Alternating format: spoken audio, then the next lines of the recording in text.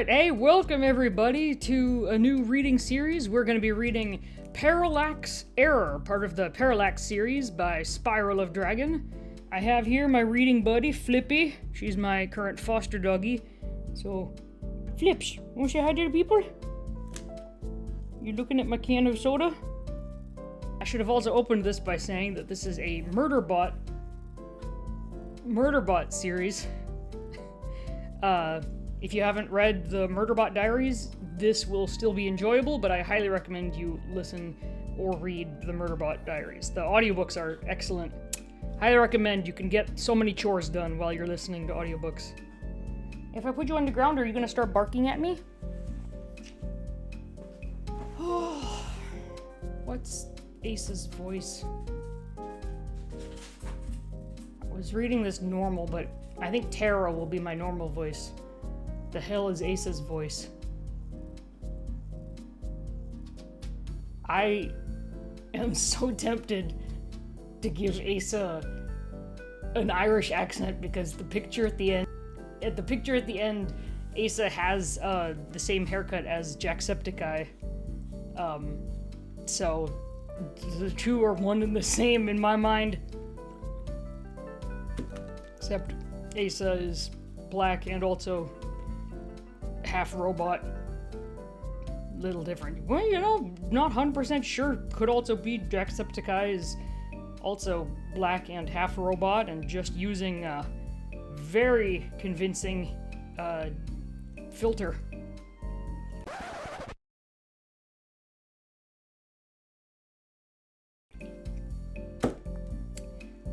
It's not even 8 p.m. yet, and I already think I'm too tired to be properly doing this, but since when have I ever properly done anything?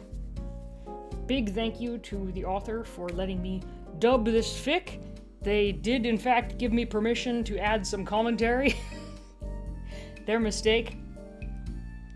No, thank you very much. I don't plan on saying anything disrespectful. I very much enjoy this fic. This is Parallax Error by SpiralofDragon.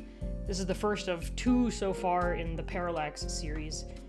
I'm drinking a Le Croix, as my mother tells me to pronounce it. She took like one French class in school, and now she tells me that's how to pronounce this. Parallax Error by SpiralofDragon. The only human survivor of a transport crash landing on a planet, the medtech Terra attempts to navigate their survival, which would be more straightforward if a sec unit hadn't survived as well. What? This is what I predicted. This is what I deal with here. This is Flippy. This is my foster doggy if anybody wants a little tiny chihuahua who comes up and barks at you when she's bored. Now you get held. This is what happens when you come and bark at me. I hold you. Alright. Chapter 1. Crash.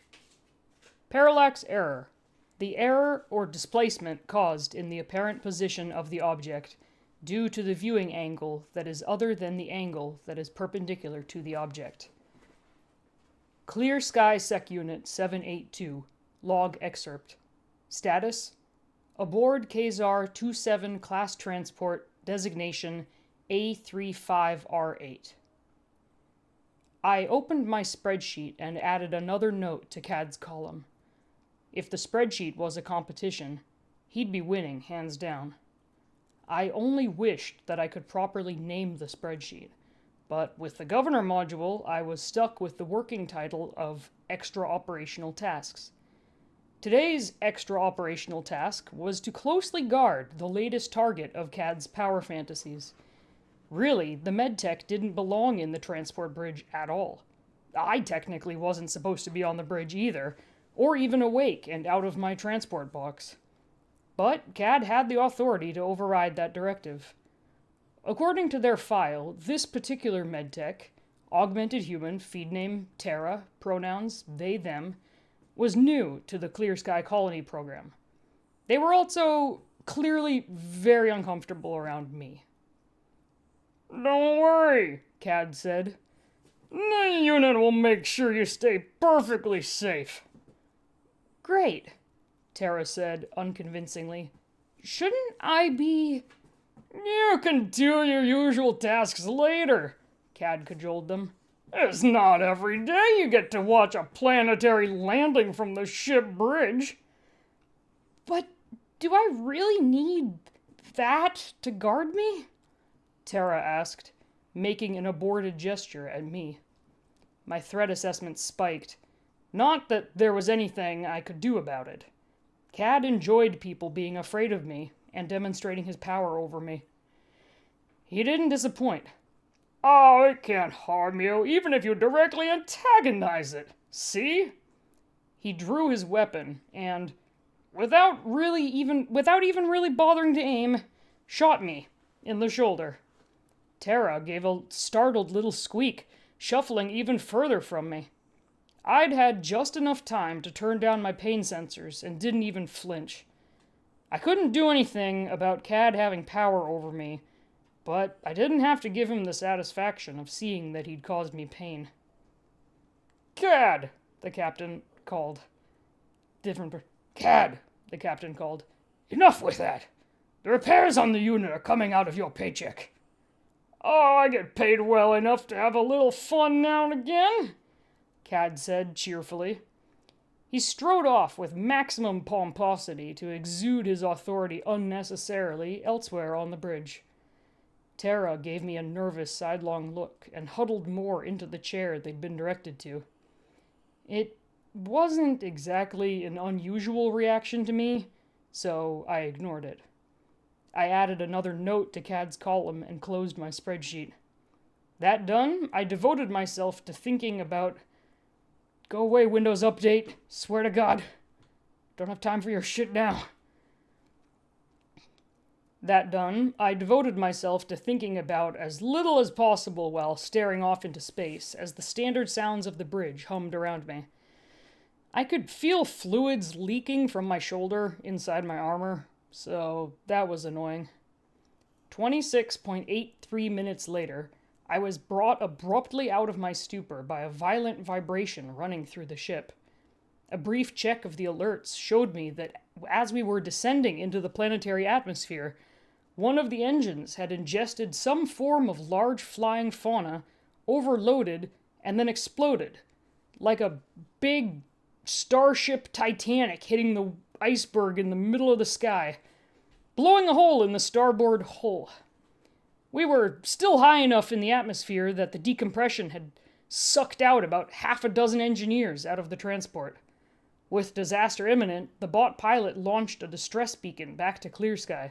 Much friggin' good that'll do. It'll take 'em days to get there, and you'll freeze to death in the Arctic Ocean because you can't both sit on top of the door, apparently. There was room for both of them, Rose. There was room for both of you guys. The Mythbusters proved it. Back to the story. Around me, the bridge was in chaos. Everyone desperately yelling about ways to safely land the crippled ship. I ignored them. Cad had given me the instruction to guard the medtech, mostly just to intimidate them, but now the situation had changed, and the protection order was abruptly relevant. I located the medtech where the explosion had thrown them against the bulkhead. Can you make less rustling noises, dog? And stepped close to them as they rose shakily to their feet. I positioned myself standing next to them, using an arm to pin them to the wall. That'll calm them down. Going by the alerts blaring around me, the panicked bot pilot, and the dismayed yells from the humans, I suspected this wasn't going to end well. I had no protocols for flying a transport in a crash landing. Or any piloting modules for transports or shuttles at all, in fact. I was supposed to spend these trips stuck in a box. So staying out of the way was my best option. The transport continued its fall through the planetary atmosphere at a rate of approximately 12,000 feet per minute as the bridge crew frantically tried to find a solution. With only one engine remaining, we had curved far off course and would be making planetfall far from the mining colony we had been headed for. Precisely 4 minutes and 25.2 seconds after the initial engine failure, the transport made its first touchdown. Touchdown! bouncing off an outcrop of elevated terrain. Boing. Boing. Boing. The hole made horrible sounds as the train rent gashes in the metal exterior. This hold breach broke the cargo hold. On the cameras, I saw most of our cargo, including one of the other sec units still in its transport box, the lucky fool, vanish into the gap. The impact threw everyone, including me, into the ceiling. I'd been hoping for a less violent landing, as the humans had managed to keep the transport in a semi-controlled glide, and hadn't activated the magnetic fields in my boots. Should have done that. I could keep myself stable in a less powerful collision, but not in a high-speed crash like that. My governor module hummed low-level electricity through me, threatening to ramp up. A warning that I was now in violation of the order to guard the medtech. I scrambled around and found them nearby. This time, I didn't bother trying for a simple pin. The landing we were about to make would be too violent. No simple pin would hold them in place for what was about to happen. Instead, I grabbed the medtech, curling my armored body around them, and activated my boots at full strength to hold us to the floor. I wrapped one arm around the tech's waist and used the other arm to shield their head, forcing the tech into a defensive crouch beneath me. They froze, though whether they did so from continued fear of me or their general situational terror, or both, I didn't know or care. The hole rattled, a continuous noise now, as the transport began hitting treetops. Ground proximity warnings were a constant whine. Then we stopped, abruptly. The transport shattered under my feet, and I was thrown again, magnetic boots doing diddly squat. The power core exploded on impact, and everything became fire, and... Apparently this is based off of State Park in Wisconsin, so bonus credits if anyone can guess where it is. Chapter 2. Alive. Can you tell? It's a different voice. Tara has a higher-pitched voice. Alright. Journal. Tara Greensfeld. Date unknown.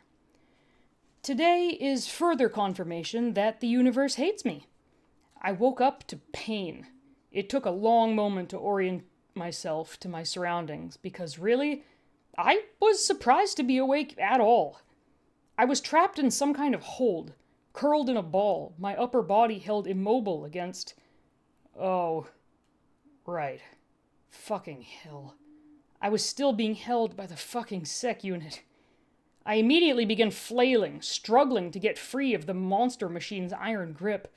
The movement exacerbated apparently extensive burns on my arms and legs, so at least the fucking sec unit had done some good and kept my chest and head from getting fried. A few frantic minutes of struggling confirmed my worst fears. I was trapped, held still by the unmoving arms of a nightmare. I forced myself still, trying to breathe deeply to calm myself. Blunt force wasn't going to work, then. I was going to have to think my way out of this. My arms were moderately free, at least, so I began feeling around the sec unit's hand that covered my head. Perhaps there were releases somewhere, and I could disconnect its arm? My fingers found a release pin in the same spot where one would be located on power armor.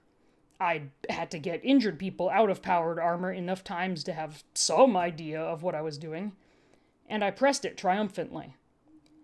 To my disappointment, the sec unit's hand did not immediately fall off. I tugged at it uncertainly and found that the hand moved like a powered gauntlet.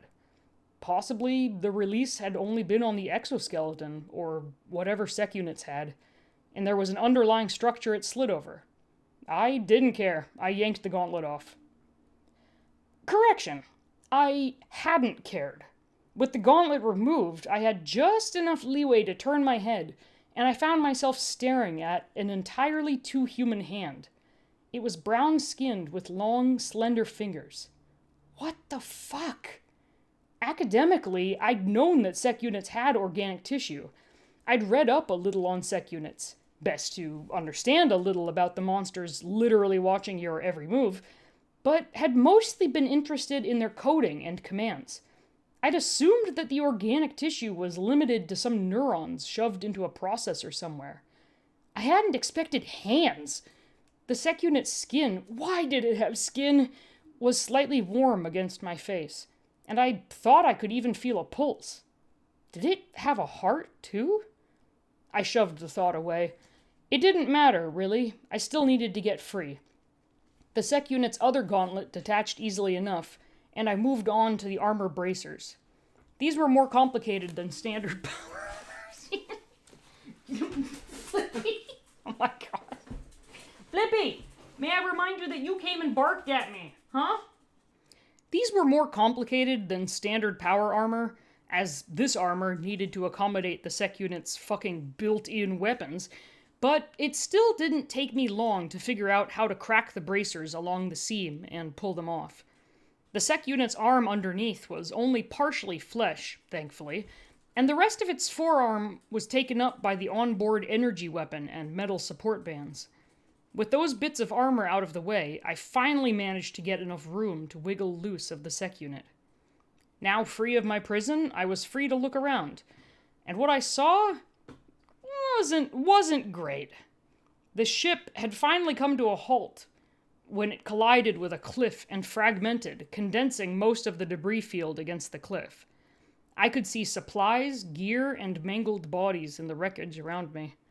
Most of the wreckage was blasted and scorched, but the fire had burned hot and fast. Seems like really poor futuristic spaceship design to be that flammable. The surfaces, they need to make it out of space asbestos. Space asbestos, the best shipbuilding material for space. Or xenonite. If you know, you know. The surfaces were charred, but much of the underlying structures were left intact. I clambered unsteadily to my feet and set off into the wreckage to see what I could salvage.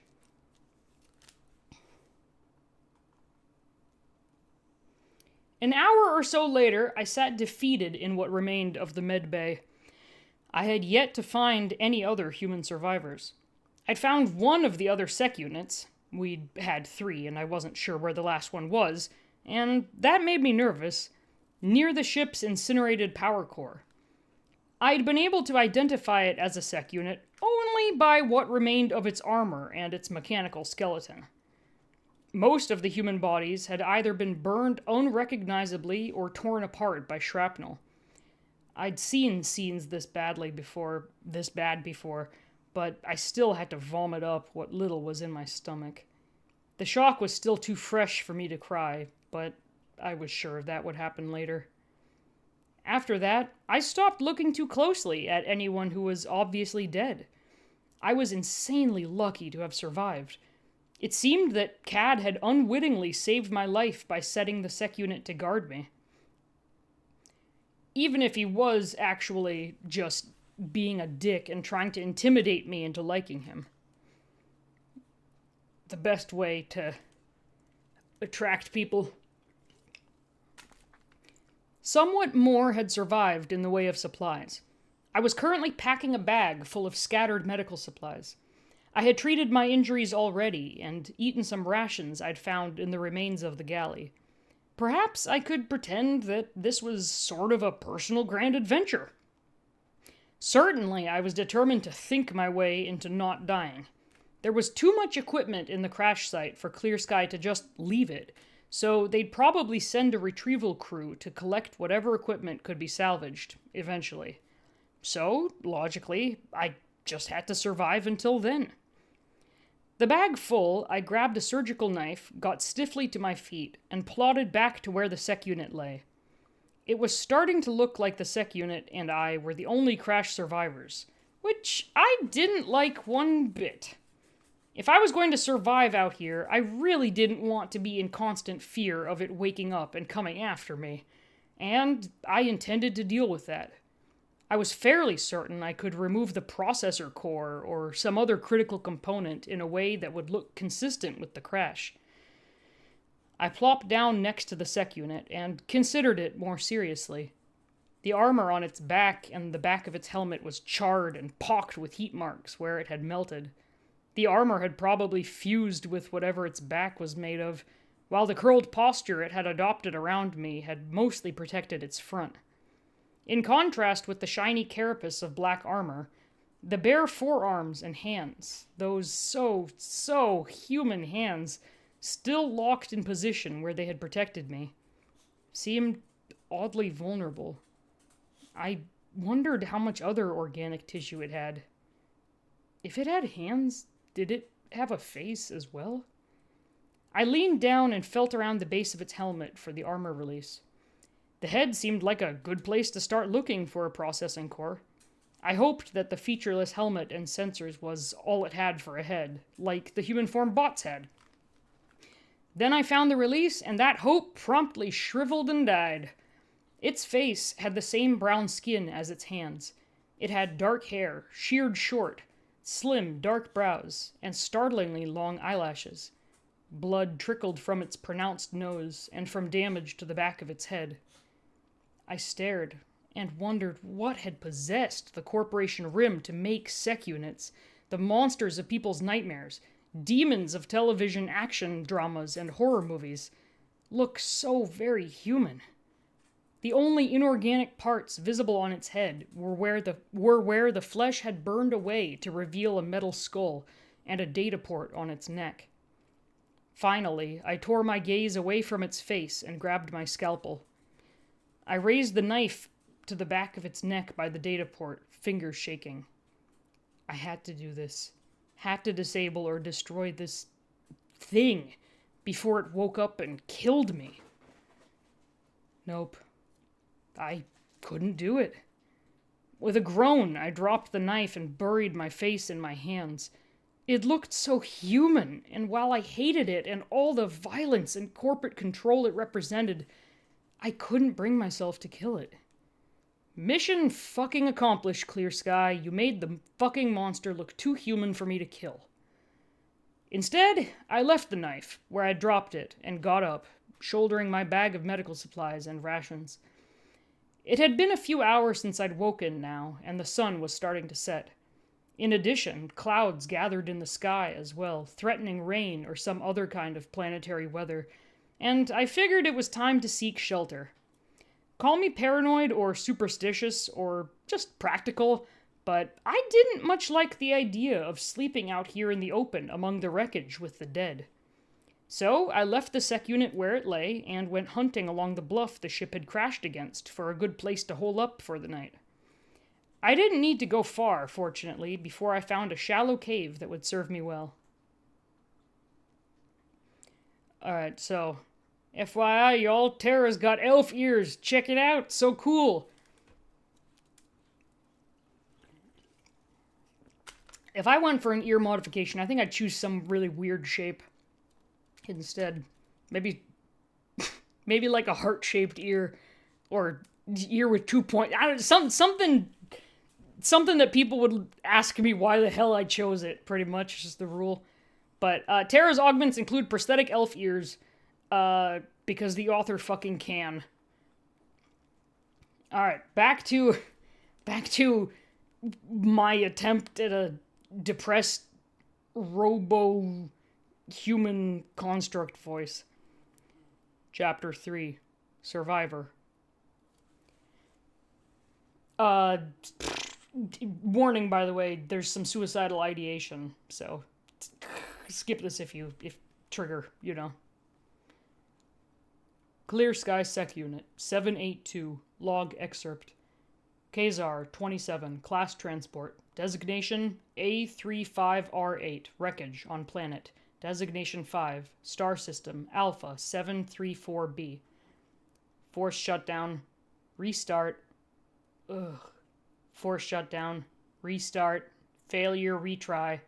Force shutdown. Restart. Failure, retry. Waking up was disappointing. I'd rather hope the crash would be catastrophic enough to finally end my miserable existence. I was also wet. The planetary weather was drizzling on me. Very few of my systems were online so far, so there wasn't much I could do about that, though. I was missing my helmet, and the rain felt weird on my face. I began processing my situation as my systems slowly started to come back online. There was no feed access, which was both disorienting and yet also a relief, as it meant that, while I was now practically blind compared to my normal state, no humans could order me to do things over the feed. Even in my damaged state, the governor module might decide that fresh orders would need to be followed immediately and punish me for being physically incapable of complying. The human I'd been protecting was gone, leaving my frozen arms like an awkward, empty cage. I suspected the human was alive, though, given my gauntlets, helmet, and bracers were all missing. My performance reliability was slowly climbing, thanks to my tissue regeneration and self-repair mechanisms, though the field repair wouldn't do even half as good a job as a proper cubicle would. At around 45%, I was finally able to unlock my limbs and lie more organically in my mud puddle. Mud puddle, sweet mud puddle. Mud, glorious mud. I lay there as long as I could get away with until my governor module finally decided I was recovered enough to continue my directive to guard the medtech. Moving hurt, and my pain sensors were malfunctioning, so I couldn't turn them down yet. The explosion had thoroughly destroyed the muscles in my back, and I couldn't stand without support, though the melted armor had at least locked my spine into a fixed position. Instead, I crawled to a sufficiently tall piece of wreckage and dragged myself upright to survey my surroundings. It was fortunate that the planet's star was just starting to rise into the sky and provide light, because my dark vision filters also hadn't yet fully come online. It looked like the humans had had a very bad day. It was with a slight amount of satisfaction that I noticed Cad's dismembered body nearby, only recognizable from his unique leg augment. Most of the human bodies I could see were in similar states of dismemberment and were burned to varying degrees. Well, the medtech might very well have been the only survivor of this, shielded under my armored body. With most of my sensors damaged or still offline, I couldn't ping their company implant to tell me where they were. I was going to have to do the search manually. So, using a piece of shrapnel as a makeshift cane, I went looking for them. Logically, as a medtech, the most likely place to find them would be near the medbay. I began running predictive algorithms on the pattern of debris that I could see. This would both be helpful to provide to the retrieval team whenever, if ever, they came to get me and the rest of the salvageable equipment here, and would help me now to locate the medbay. I nearly fell on my face an embarrassing number of times before I finally spotted the spidery arms of the destroyed med system. Annoyingly, I did not yet spot the medtech client, but I made my way over to the area anyway. The new pain was abrupt and unexpected enough to actually make me vocalize a cry.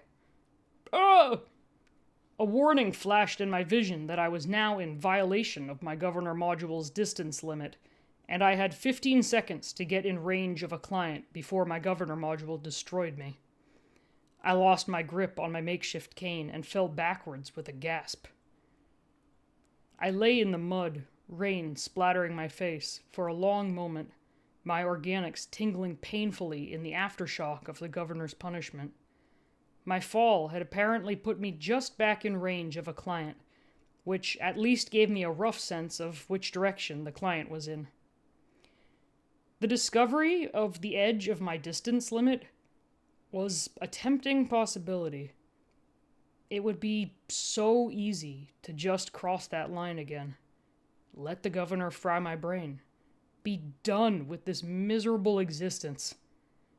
I got to my knees and leaned forward, just a little, so close to oblivion. But the medtech was alive out here and might need my help. Whatever my desire for oblivion, the tech had never done anything to me, and I didn't feel right leaving them in an unknown condition to fend for themselves. I let myself drop back away from the distance limit line with a sigh. Slowly, I levered myself back to my feet and began my halting journey back towards the destroyed bridge. If the human wasn't in the medbay, they may have gone to find shelter. I had generally noted that humans usually seemed to like getting wet, even less than I did, and the rain was starting to come down with increasing force. The cliffs seemed likely to provide a certain amount of natural shelter. Don't do that. You'll get crushed by rocks. Do not make camp at the base of a cliff. There are people who have died at a beach near me because they were hanging out at the bottom of a cliff and some rocks fell on them and they died. Don't hang out underneath cliffs. This has been Survival Tips with Dale. My guess on the cliffs turned out to be fairly accurate. Apparently, Tara had never listened to Survival Tips with Dale. I spotted a makeshift shelter of various transport debris bits, leaned up against a segment of cliffs, not but a few dozen meters beyond the bridge remains. Tara really did not try very hard to get away. I staggered over to it and leaned down to look in. Sure enough, the medtech was inside. They were not happy to see me. Fuck! What the fuck? Gods of the ancients! You just had to wake up and find me, didn't you? They cried, scrabbling away from the shelter entrance and me. My last directive was to guard you, I explained dully. The tech looked a little singed, but otherwise fine. With their medical training, they could probably treat their own wounds to prevent infection without my help. I began to wish I'd taken the out-the-distance limit. I began to wish I'd taken the distance limit gave me while it was still an option. Now, it seemed like more of a pain than it was worth to make my way back. Great. Right. Okay. Well, you can guard me just fine outside. I have command as the only survivor, right? Sit outside the shelter and stay there, they snapped. I removed myself obediently from the shelter's opening and plopped myself down in the mud. I'd been commanded to stay, so now it really was too late to test the distance limit again. Instead, I settled into what counted as a comfortable position, however comfortable one could be with back muscles burned off and half my system still offline, tilted my head back into the rain, and let myself drift. Though not until after I'd opened my extra operational tasks sheet and started a new column. This is a very meaningful picture. I like this picture a lot. This would be a cool scene to animate. Apparently, the sec unit doesn't look like Jacksepticeye. It looks like Diego Luna, clean-shaven. Alright. Chapter 4. Fishing. Journal. Tara Greensfeld. Date. Don't know. Don't care. Alright, planet. You and me. I'm gonna do this shit. I'd waited all last night for the trauma of the crash to catch up with me, but it never had. Possibly my emotions were broken, or I would get a fun emotional crash later. But for now, I figured some wild dissociation was in order. I tied a sharp bit of metal to a long stick I'd found to make a makeshift spear. I figured that as long as I was stuck out here, I might as well enjoy myself. A liberal application of burn cream on my injuries last night had done the trick, and I was feeling miles better. We still use miles in the future, apparently. The Corporation Rim really is a dystopia. The rain had stopped late mid-morning, and I thought maybe I'd try my hand at hunting some food. Real animal protein was supposed to be delicious, and this seemed like the perfect opportunity to try to get some. From what I'd seen on the shows, it certainly couldn't be that hard. I'd spotted a stream nearby yesterday that might be a promising spot for fish. I like the idea of Tara watching just 6 seasons of Alone and thinking, that couldn't be that hard. Spear secured, I ventured out of the shelter I'd made. The fucking sec unit was sitting just outside the entrance, its head tilted towards the sky. It cracked an eye open as I stepped out. Its eyes were big and dark, except for a glowing blue bionic optic ring around their pupil. I'm going hunting, I said, pointing the spear at it. You stay right where you are. It didn't reply, just watched me, balefully. I hoped my command was enough to work to keep it away from me and my woodland adventures, and my upcoming reality TV show. I'm too tired to think of a good pun. Stranded and afraid. No, that's not even a good pun. Alright, my woodland adventures. Seeing it come out of the pre-dawn, all shambly and lopsided from its injuries, covered in blood and mud and bright blue hydraulic fluid, had been decidedly alarming, and I didn't like to think of it coming after me again. And it had spoken, with a real organic voice instead of a digital bot one. Which was another human trait the fucking sec unit manufacturers had unnecessarily decided to give to their monsters to, I don't know, make them creepier or something? Hi, dog. You want to make some more noise? Yeah? Alright, I have a new doggy now. New doggy to hold. Where the hell was I? Oh, yeah. This unit has a distance limit of 100 meters. Causing the unit to come in violation of this distance limit will destroy the unit, and an investigation will be launched to pinpoint and charge the appropriate party for destruction of Clear Sky property.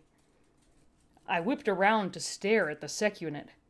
There it was, the awful canned customer service AI voice I'd been expecting it to speak in.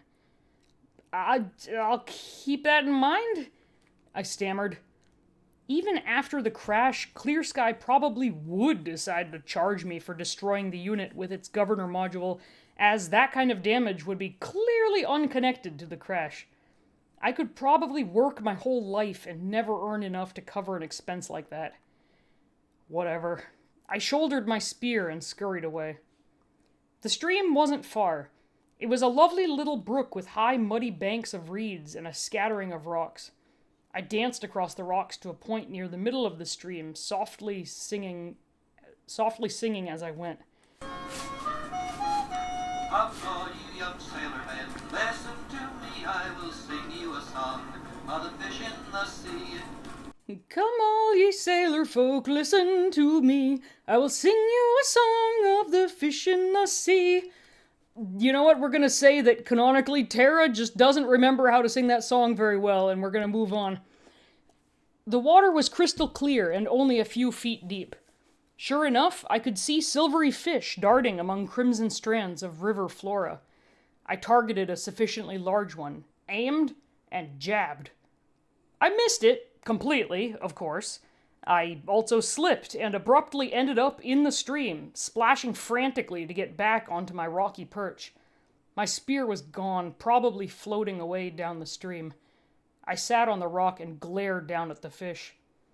I will eat one of you before my tenure on this planet is up, I swore. Of course, there was a chance the fish were inedible or poisonous, I realized. But without my spear, I wouldn't find out today. I wondered if I could rig up a makeshift fishing pole instead. Annoyed now, I made my way back to the stream bank. For my first day in my personal survival show, I was not making a good first impression. The non-existent audience would be very disappointed in me. The producers, however, would be loving it. I barely made it to the bank when a new reason why I was apparently crap at wilderness survival made itself clear. My splashing had drawn the attention of a large, shaggy-furred predatory fauna. It emerged from the underbrush with a swift grace that belied its size. I didn't even have time to cry out as it lashed out at me with huge clawed paws. Instinctively, I raised my arm to protect my face and felt the fire of new wounds as the creature's claws raked my arms. I stumbled back, trying to escape the animal's reach, and slipped on the muddy bank. As the water closed over my head, I saw a flash of light hit the big animal. A hand caught my wrist before I could sink too far or be swept away by the current, and yanked me halfway onto the bank. The sec unit. The fauna, alerted to the greater threat, attacked the sec unit, bowling it over. The sec unit let go of me, leaving me on the bank to hack up what felt like gallons of river. Normally, this fauna should be no challenge for a sec unit, but this sec unit was badly damaged, evening the odds. With a roar, the fauna bowled over the sec unit, its claws finding gaps in the sec unit's armor and opening new injuries. It got a grip on the sec unit's unprotected neck with its muzzle and began shaking furiously. Under the shaggy creature's bulk, the sec unit had to struggle to get its arm weapons into an appropriate firing position. Once it did, there was a burst of light from its inbuilt energy weapons. Once, twice, and then it was over. The fauna fell still, matted fur on its head, singed and bloody, the sec unit partially pinned underneath its body. I finished vomiting up the river and approached hesitantly. The sec unit had curled on its side and was shaking. Had the fauna damaged? Oh no. It had disobeyed my command to stay put by the shelter when it had come here. A cry from me could have been interpreted as a call for help, which would have triggered client protection protocols. Client protection protocols would have superseded my order, but I'd never had a chance to cry out. The governor module was punishing it. I dropped to my knees beside it and cast frantically about in my memory for the proper command. "Stand down!" I stammered. "Disregard previous orders and stand down!" That did the trick. The shaking tension diffused out of the sec unit, and it lay still, curled in slightly on itself. Meanwhile, I sat and stared at it, bewildered as what had seemed a fundamental part of my world broke around me. Sec units were dangerous. Sec units were monsters, created by the Corporation Rim to spy on people and enforce the CR's cruel laws by any means necessary. They were designed to destroy, and only the Governor module kept them from ripping anyone in their vicinity apart limb from limb. I'd seen it happen. The Governor module was supposed to keep sec units from hurting people. Except this one had just defied its Governor module to save my life. Instead of the Governor module preventing violence, the Governor module had tried to prevent the sec unit from stopping violence. The sec unit was turned away from me, but I could still see its hands and the bloody back of its head. The fauna had damaged the sec unit's airways, and its rare, shallow breaths gurgled audibly. Exposed and human. Maybe it was the surgeon in me, but the hands bothered me more than the face. Hands could be as expressive, or more so, than a face. They were a vessel for touch, for interacting with the world. I'd always considered my own hands to be my most important feature. I wondered, had it decided to come after me? If so, why? I wondered again what else the sec unit had that was human. I'd already confirmed hands and face. At least part of its brain was supposed to be organic, and it clearly felt pain. What if it had emotions? Personhood?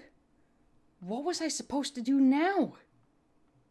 Whooplah! The bear taking out the sec unit. Whooplah!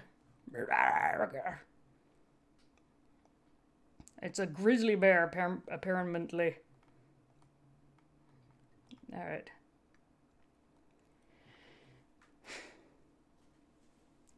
Chapter 5. Name. Clear Sky Sec Unit, 782. Log excerpt. Forest on planet, designation 5.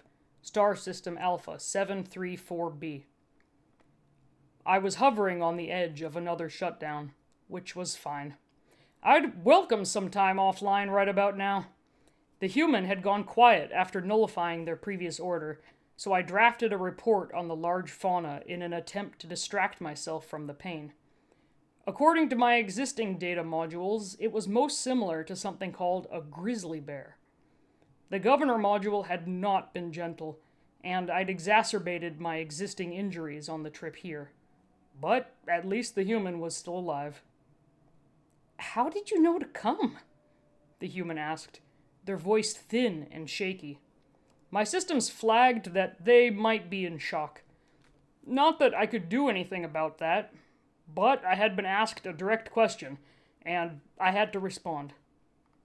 I spotted the fauna not long after you left and projected that its trajectory would take it in the same direction you had gone in, I replied. You violated a direct order to come after me. I had no reply to that. It was true. The command to stay put had overridden the order to guard. I suppose I could have let the fauna kill the tech. Doing so would have put me in distance limit violation again, and I'd have followed the human into death pretty quickly thereafter. But the human safety was my responsibility now, no matter how much they disliked me or how badly damaged I was. Whatever else I might want, I was not letting anything harm a human in my charge if I could do anything about it. Are you okay? The human asked. What? Were they blind? Of course I wasn't okay. I feel like I've been half melted and half eaten, I replied, a tad dryly. Right, okay, that's fair, the human said. All my medical supplies are back at the shelter, so I'm gonna need to get you back there. My buffer had a response for that one, and I let it through. This unit is at minimal functionality, and it is recommended that you discard it. Clear sky retrieval experts will salvage the remains. Yeah, fuck that and fuck your dumb AI voice, the human said. Besides, you already threatened me once with charges for getting you destroyed. Make up your damn mind. The human moved to try and push the bear fauna thing off me. It took them a while, and a lot of grunting, to manage the task. I considered helping, but I hadn't been asked, and also the fauna had damaged my neck more than I expected an organic fauna could. I feared trying to get up could shear the spinal connections to the muscles in my arms and legs. I could still feed connect to the inorganic machinery, but as I was designed to integrate both organic and inorganic parts, it would be very awkward to move without the assistance of my organic musculature. Is it safe for you to attempt to stand? The human asked, poking at the damage on my neck. Yep, that's damaged all right. If you were human, I'd be afraid of moving you with that kind of damage. Paralysis and all. I can probably rise, but the risk of severe damage to my neural connections is non-negligible, I replied. I made a feeble, half-hearted attempt to rise, and the human hissed at me. Stay down! Stay down! I'm going to splint your neck. It should reduce the risk a little. Also, I think we're going to have to ditch the armor if I'm going to have to help get you back. Seems mostly like power armor, and that stuff is heavy. So I stayed down while the human pried me out of my armor. I wasn't entirely sure what to make of this. Possibly they wanted to avoid the fees they would incur from my death. Or maybe the fauna had spooked them into wanting me around longer. It didn't really matter. I think I may have to cut your back plate off. It's pretty much melted on, the human said finally. They were using a straight part of my leg plates to splint my neck into a straight position now. When they were done with that, they got one of my arms over their shoulder and started trying to drag me to my feet. Holy gods, you're heavy, they gasped, staggering as they slung my arms over their shoulders. I did my best to stand, as having the human try to take my weight would probably severely injure the human, but I was still mostly stuck leaning on the human's back.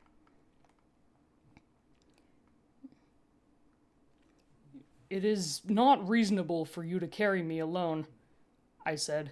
By Clear Sky Company policy, it is recommended... Fuck company policy, they snapped.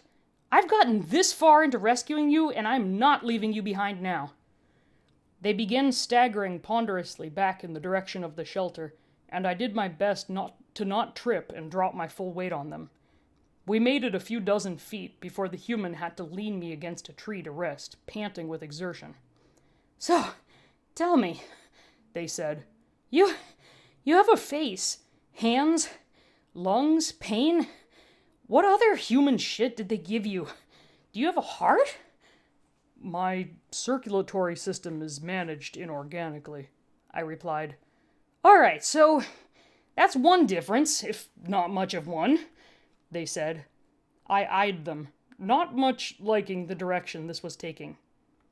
How much of a brain do you have? Do you have emotions? I do not have access to my own specs, but I do have significant neural brain tissue, I replied. Grudgingly, I added, Sec units are not designed to have emotions. I didn't like humans who were in charge of commanding me, knowing I had both pain and emotions. That never ended well. I'd run into too many humans who liked ordering me to do things, knowing I didn't want to do them. Aren't designed to? They asked, unfooled. You deflected my question. That was a yes or no question, and you didn't give a yes or no answer. Do you have emotions? I gritted my teeth a little. It was a direct question, and I couldn't lie without triggering punishment from my governor module. I was still tempted to lie and just take the shock, though. Yes, I finally ground out. Fucking hell, the human said. What the actual fuck?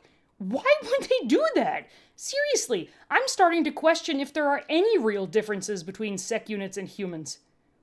Well, that wasn't very fair. I wasn't anything like a human aside from general shape. I am not human, I said. Okay, the medtech said, shouldering my arms again to start walking in the direction of the shelter again. Convince me then. What's the big difference? I'm part bot, I replied. Cloned, not born. I don't have a heart or genitalia, and have a mostly inorganic internal structure. I've heard of humans that are practically bought, the human grunted, and everything else is stuff I've seen. Plenty of humans have mechanical hearts, or get at least partial inorganic bone replacements. And I ditched my own sex bits ages ago. I was now decidedly uncomfortable with this and cast about for something to refute the direction of the medtech's thoughts. I have inbuilt energy weapons. Humans can get weapons built into augments, but can't get ones with the power like a sec unit can. The power core required to power my weapons would kill a human to install. And I don't have free will. The medtech barked a laugh.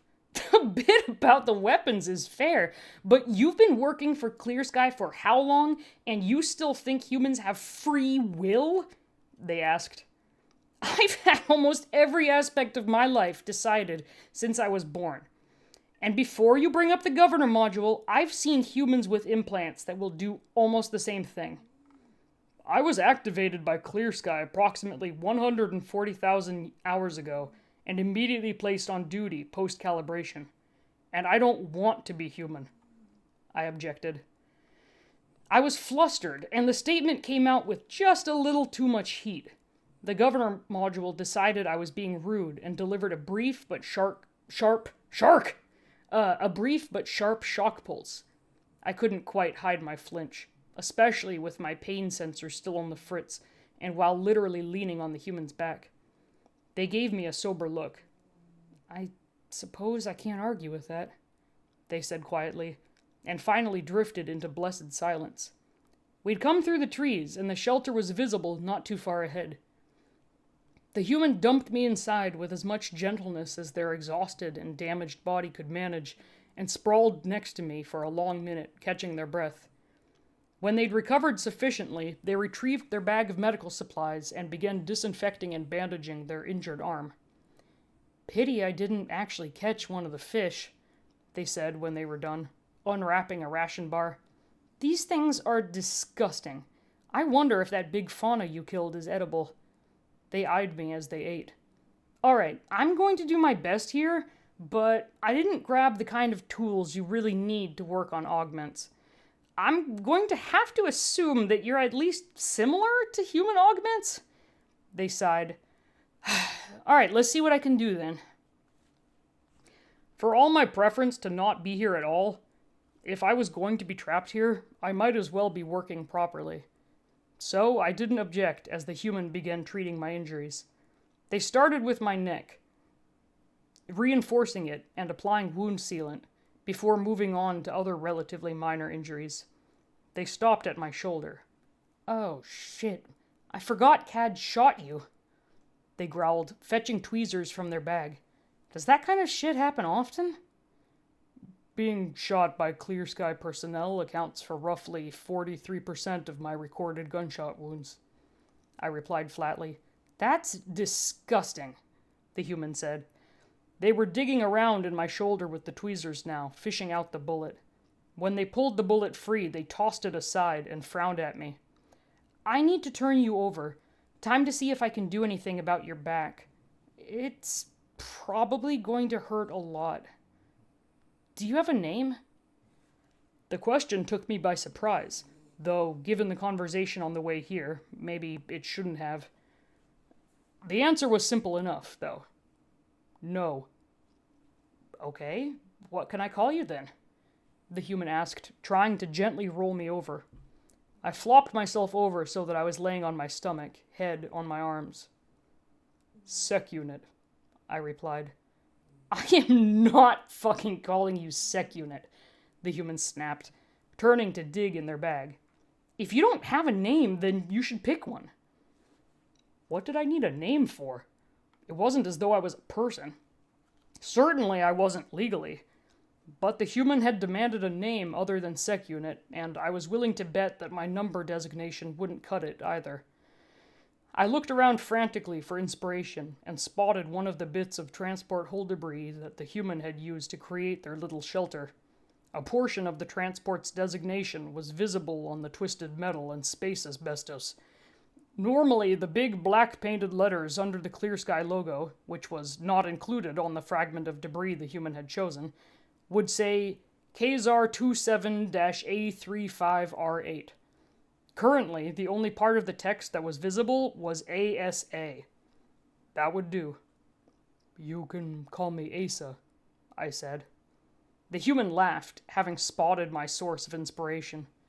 "Not very creative, are you?" they said. "That'll do. Asa is a nice name. Now, try to hold still, Asa." I held still, debating what I thought about being called by a name like a person. It wasn't horrible. I'd never really had anything of my own before, and no matter how I'd been pressured into it, I thought I liked having a name. It was something Clear Sky would have a hard time taking away from me, and that gave me a certain amount of vicious satisfaction.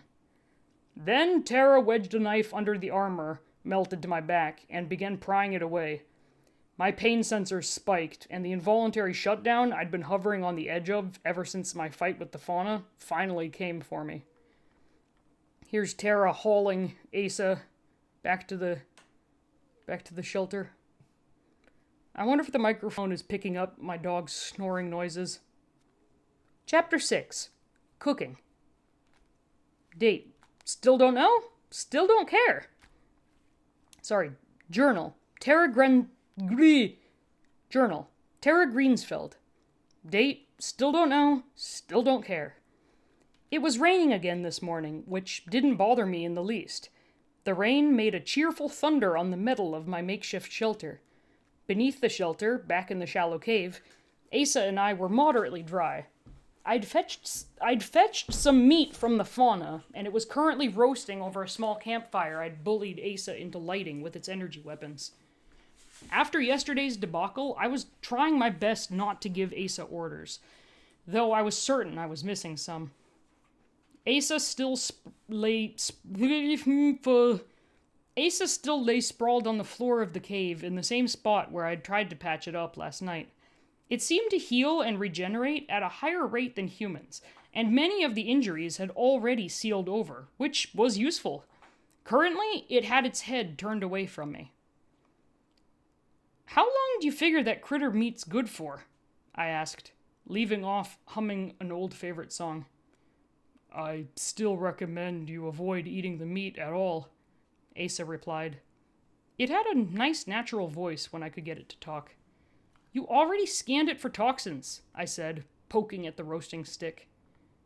Even if all my scan functions were online, I am not equipped to scan for foodborne toxins. That seems like a drawback, I said. Poisoned food could easily be a security concern, and security is what you're supposed to be designed for. Asa turned its head to eye me skeptically, but didn't reply. After a minute of waiting, I tried again. So, what's the weirdest thing you've ever been asked to do? That depends on your definition of weird, Asa replied. Then before I could clarify or try a new question, it asked, "Why are you doing that?" Doing what? I asked. Talking to me, like I'm a person. Well, you seem pretty person-y to me, I said, a little taken aback. Besides, there's no one else around. Also, you said you've been online for over 140,000 hours. I did the math. That's like 15 years. You can't tell me no one has ever tried to have a conversation with you in that time. I'm a sec unit, Asa said a little dryly. I'm not a person, and it's the truth that no one has ever tried to have a conversation with me. Then you need socialization, I declared, pulling the meat off the fire. I really don't, Asa muttered. So, weirdest thing, I pressed. Weird being defined as unusual and, hopefully, also funny.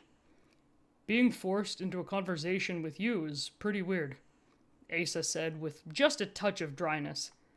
I turned to stare at it more directly. You claim not to be a person, but then you display a sense of sarcasm?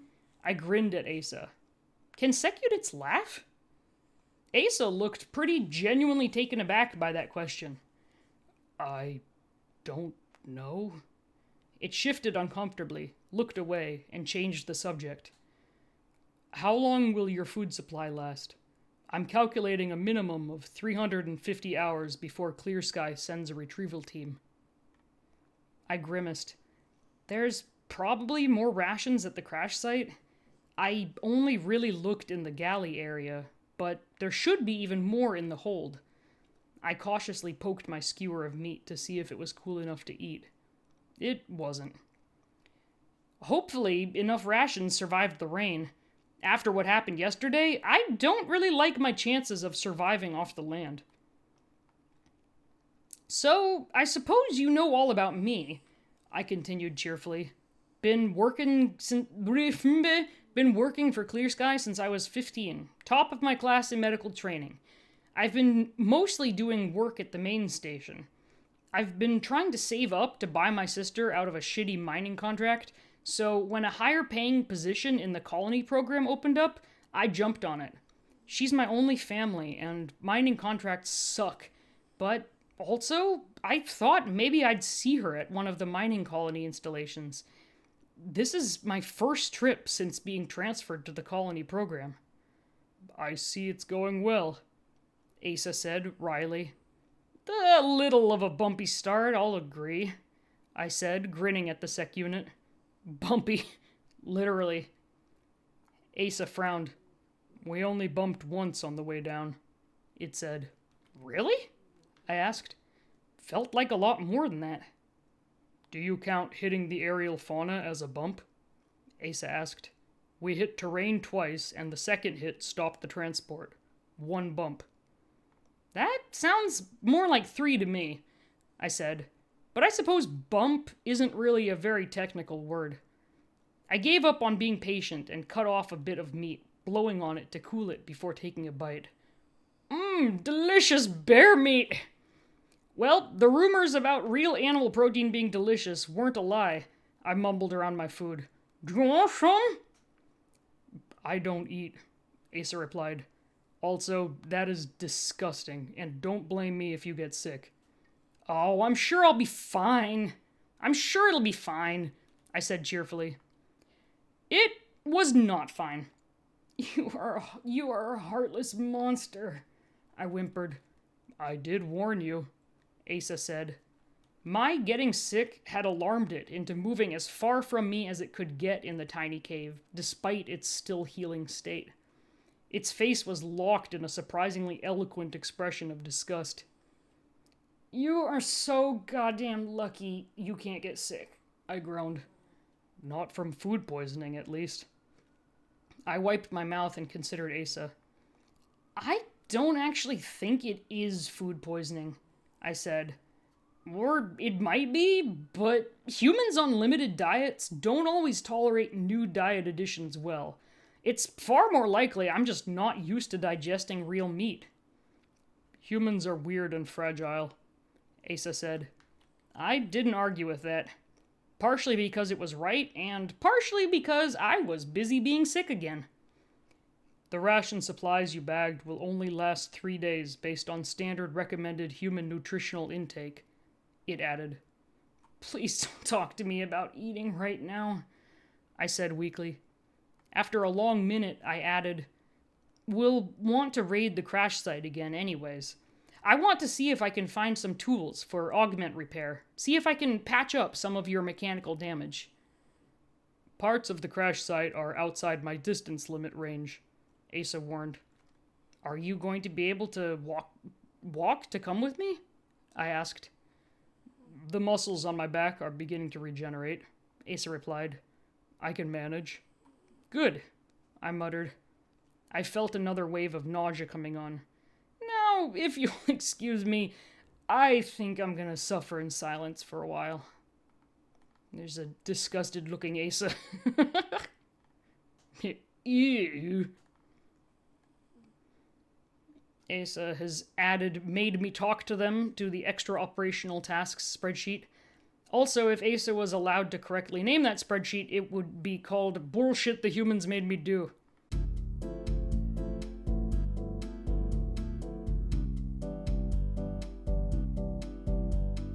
Welcome back. To you it's the same video, but to me it's been a couple of weeks. So, I am now at the bottom of the screen, as you can see. For my own personal reasons I won't get into, I felt more comfortable moving down here. So, that's one of the weirdest things I think I've recorded myself saying. Not in like a disturbing way, but just in a random way. Anyway, continuing this. Chapter 7, Plans. What the hell was this? Clear Sky Sec Unit 782, designation ASA, log excerpt. Kazar 27 class transport, designation A35R8, wreckage on planet. Designation 5, Star System Alpha 734B. I held still as Terra worked. After the human finished being sick and got a good long sleep, we headed out to the crash site to scavenge supplies. I'd expected to head straight to the ruins of the galley to look for rations, but the human had instead dragged me to the shattered medical suite. There, they found tools for working on augments as well as various medications, and were now attempting to repair some of my damaged components. Weirdly, they had also insisted on dosing me with one of the medications they found in the wreckage, some sort of opiate painkiller. Given that I couldn't currently turn down my pain sensors, that one of many functions that had never come... God damn it, dogs! That had never come completely online again. I wasn't objecting. I could have easily purged the drug from my system, but it was frankly a relief to not be in pain, if even only for a little bit. Dang, your components are bizarre, they said. Now that they had apparently gotten over their discomfort around me, they didn't seem to want to stop talking to me, or sometimes singing. Over the last 24 hours, my only moments of peace had been when they were sick or asleep. It's high-quality material, though. Stop fighting!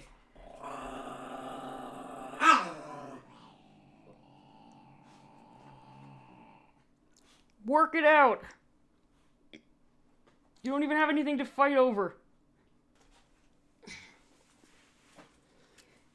It's been so long since I recorded last that Flippy is no longer my foster dog. I have officially adopted her. Yeah, Flips.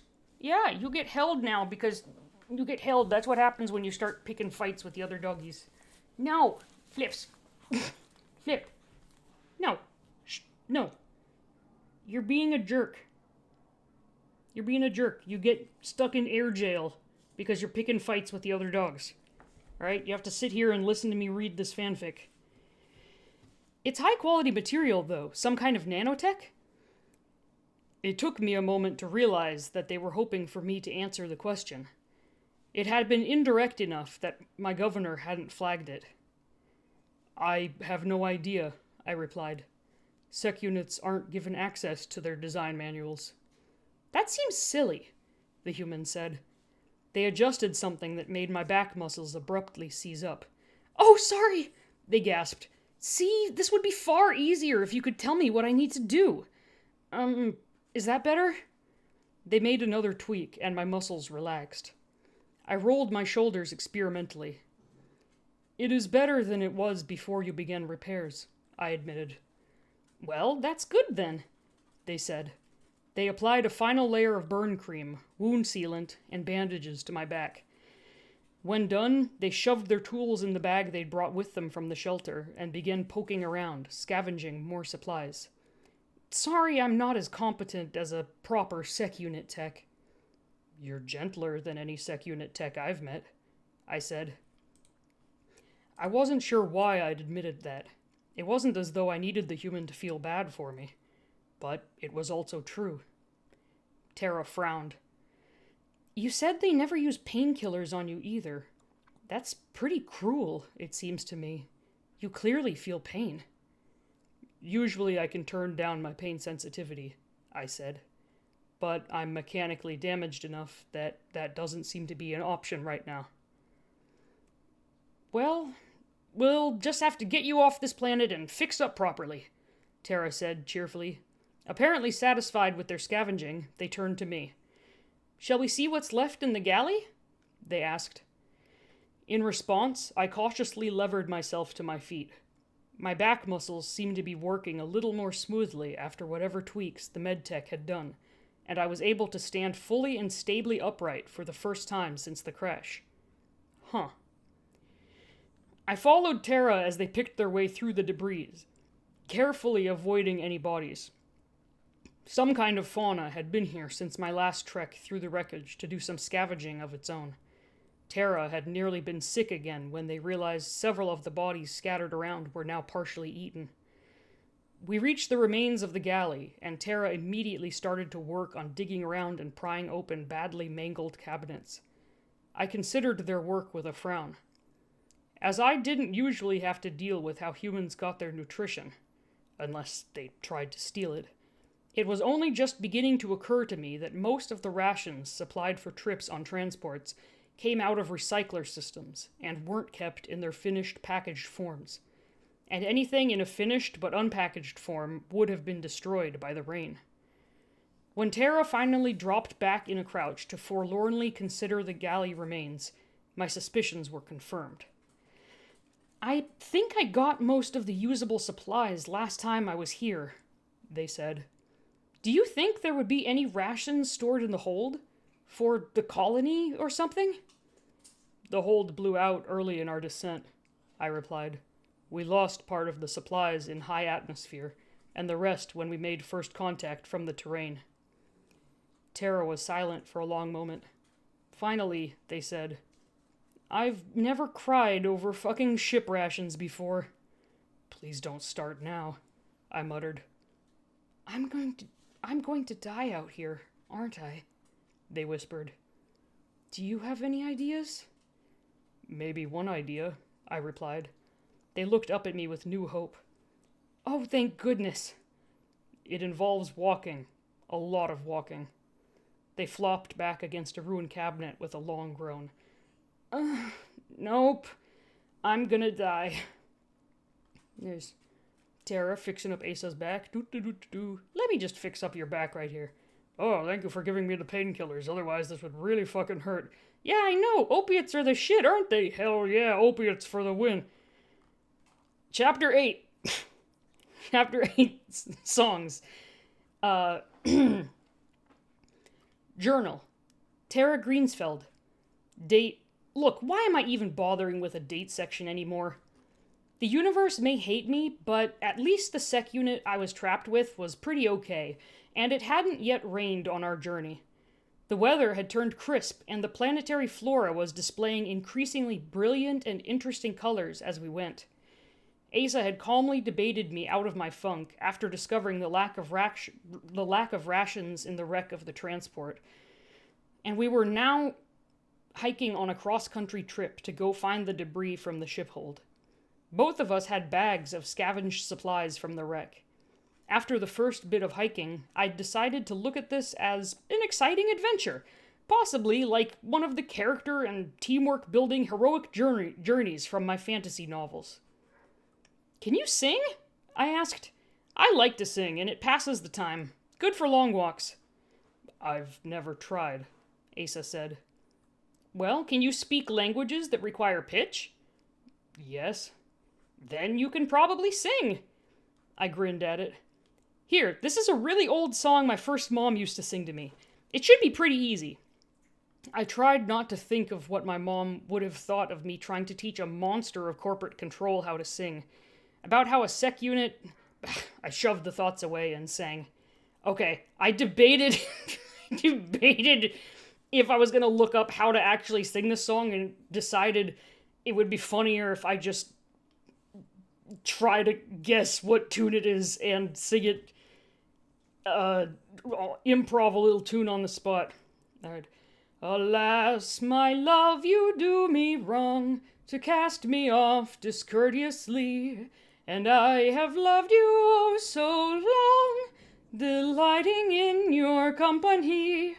Green sleeves was my delight, green sleeves my heart of gold. Green sleeves was my heart of joy, and who but my lady green sleeves?" "Okay, now you try." Asa stared at me. "Jesus Christ, that's a song?" Asa said. No, sorry. Asa stared at me. "I've changed my mind. This is the weirdest thing a client has ever asked me to do," it said. I waved both hands at it encouragingly, and, with a shallow sigh, it complied. It didn't have the lung capacity to sustain a full line of the song. In retrospect, the long lines of green sleeves may not have been the best place to start, but it had a surprisingly nice singing voice. I joined in on the refrain, singing harmony under Asa's voice. "Ha, yes!" I cheered. "When we get back, we should start up a singing group." "I somehow don't think that's going to work out well," Asa said dryly. "Hush," I said. "Here, I'll teach you the rest of the song." Please don't make me sing it. Please don't make me sing it. Whether it was the governor module requiring it to be polite to me, or genuine interest, Asa tolerated me teaching it songs until my voice gave out and I could walk no further. It had seemed less annoyed, as the day went on, at least. "Do you have a favorite song?" I asked hoarsely. We were next to a shallow stream. Asa was busying itself setting up a shelter as I soaked my exhausted feet. It took a minute to consider my question. "The one with the old man and the gourd," it finally said. I don't know. I like the story you shared with it." It sang a little. I was glad I'd gotten it to the point where it would sing without me prompting. It had probably just resigned itself to its fate, but I like to think that maybe it liked singing. I'm not going to disrespect this song by trying to sing it, so I'm just going to read it. "Follow the drinking gourd, follow the drinking gourd, for the old man is waiting to carry you to freedom. Follow the drinking gourd." Too bad you don't get stories like that out here in space. No drinking gourd and old man to lead you to freedom, I said. "I've heard stories," Asa admitted. It winced. "Can't say anything about that, though." I frowned at it, wondering if the governor module had just shocked it. Talk of escaping slavery probably wasn't a good conversation for a corporate sec unit and a company indenture to have, though. If Asa knew how much I knew about the modern underground systems, best not to consider that. Instead, I dug into my bag and fished out a crumpled ration bar. I was getting alarmingly low on these things. "How long a trip do you think this is?" I asked. At the rate we manage today, we should reach the site of the first impact by the end of a week, Asa said. That wasn't great. My ration stores wouldn't last until then at a normal intake rate, and all the walking made me hungrier than usual. I settled for only eating half of the bar and carefully packed the rest away. Belly still complaining with hunger, I found a spot of ground that seemed moderately level and dry and pulled out one of the blankets we'd found in the medical bay. It wasn't much, but it would keep away the biting chill of the planetary night. It would hardly be the first time I'd gone to bed hungry, though maybe I'd been spoiled in recent years. Before I curled up to go to sleep, though, something occurred to me. Knowing Asa would refuse if I asked it outright, I instead just got a second blanket out of my bag. I made my way over to where the sec unit stood and draped it around its shoulders.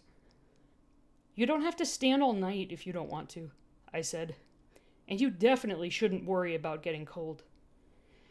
Asa just gave me that same incredulous look it had been giving me for nearly the entire time we'd been stuck on this godforsaken planet.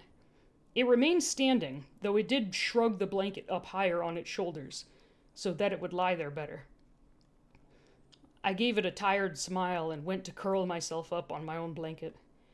Before I drifted off, I hoarsely sang one last song for the day. So no, brace yourselves. Of all the... I'm not going to do the hoarse voice, too. That's too much, isn't it, Flips, huh? Do you want to be released from air jail? You look so unhappy. You want to be released from air jail? Here. There. Be a good little doggy and don't fight with the other doggies. Of all the money that I ever had, I spent it in good company. And all the harm I've ever done, alas, it was done to none but me. And all I've done for want of wit, to memory now I can't recall. So fill to me the pardon glass, good night and joy be to you all.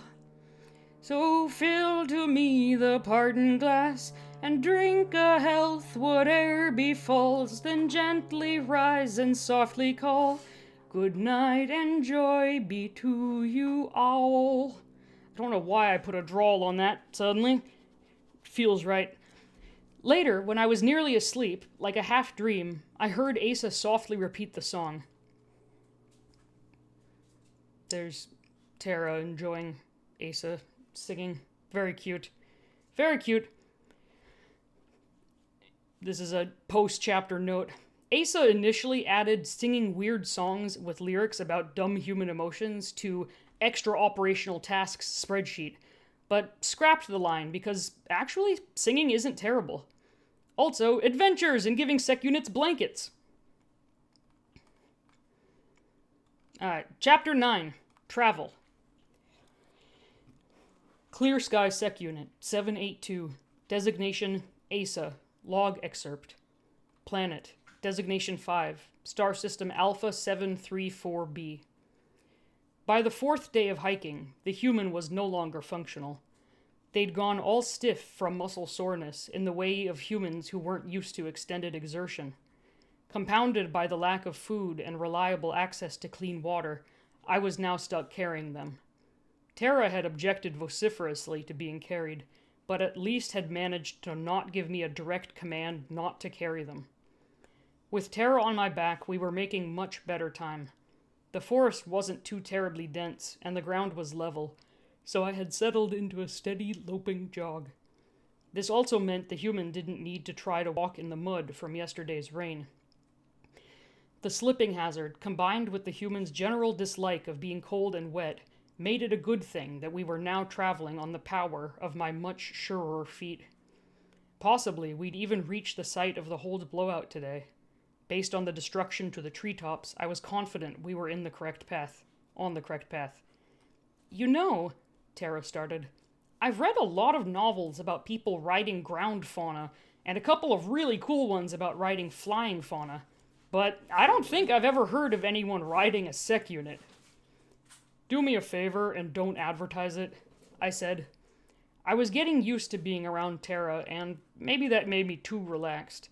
But I was enjoying being able to, more or less, hold a conversation and pretend to be a person.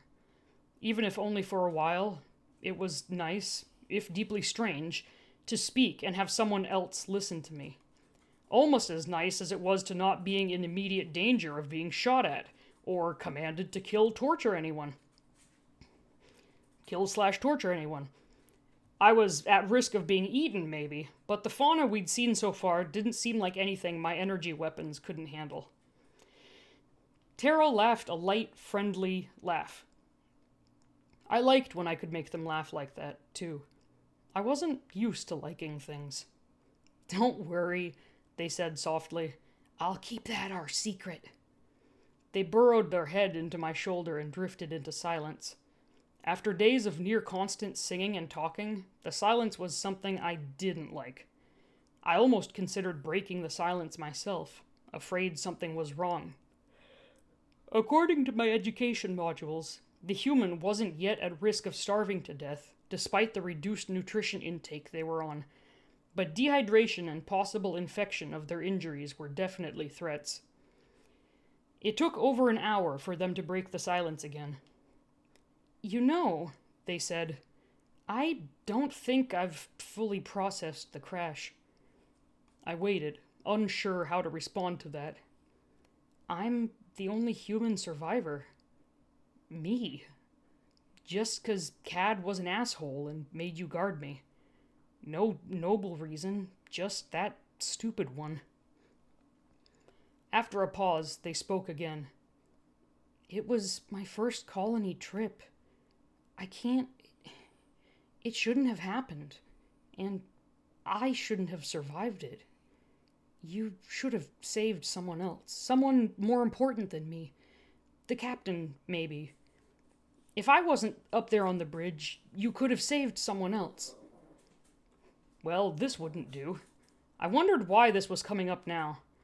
Possibly, now that they were without the distractions of walking, talking, and trying to survive, this was the first time the human had really had time to think deeply on this.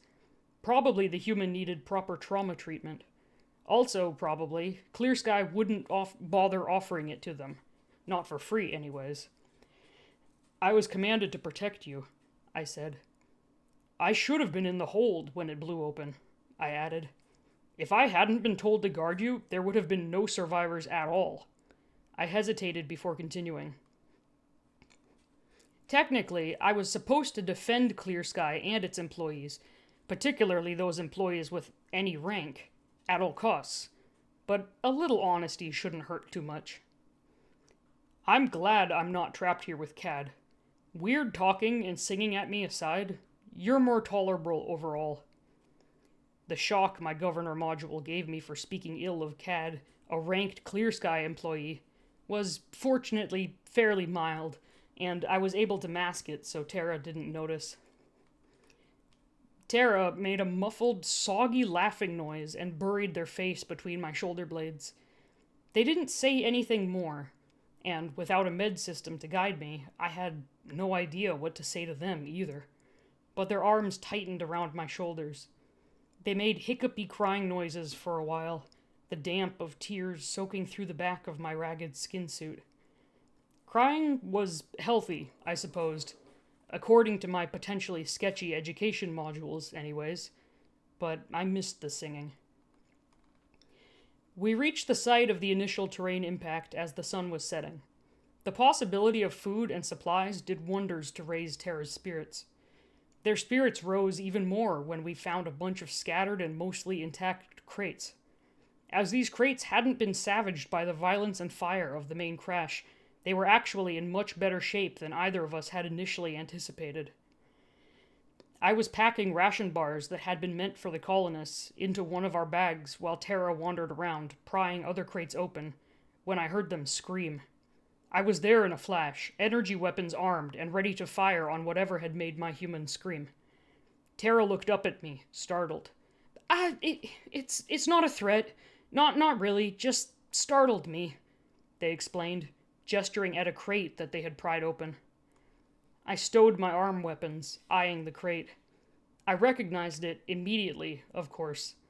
I'd been packed in ones nearly identical to this one too many times to count. The sec unit inside was a mess. When it had fallen away from the transport, it had almost immediately gone into violation of its distance limit, with no way to correct the situation, and its governor module had effectively liquefied its organic parts.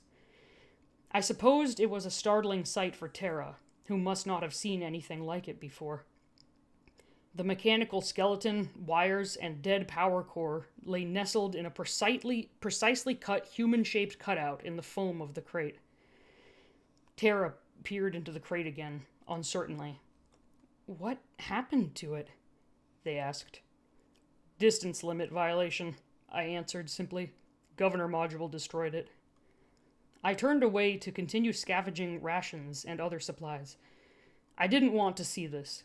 I wondered what Terra would have thought if I had given in to the temptation back at the crash site and submitted myself willingly to the same fate. Probably not much, given the bear thing would have eaten them.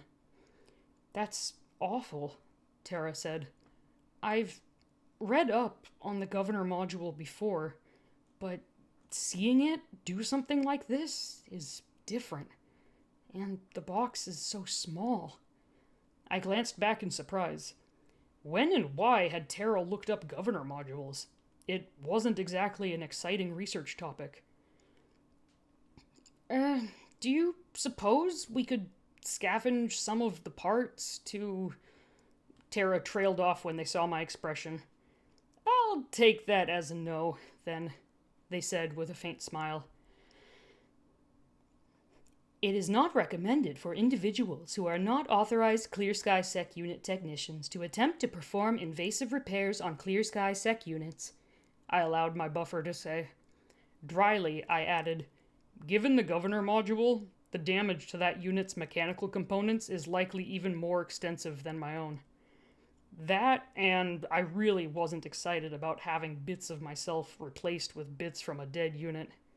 "Fair enough," Terra said, closing and latching the lid on the dead sec unit. I hoped my relief wasn't visible on my face. It probably was. "Hey, we should at least have enough food to last until a retrieval team gets here now," they added cheerfully. "So, what's the plan? Should we wait here, go back to the main crash site, try to get to the mining colony?" "The colony is separated from us by a large body of water, if my mapping data is correct," I said. "Attempting to make that trek would be inadvisable, and would be likely to get us irretrievably lost. We are most likely to get immediate assistance at the main crash site when and if a retrieval team arrives. I recommend we return there." "Of course," Terra groaned.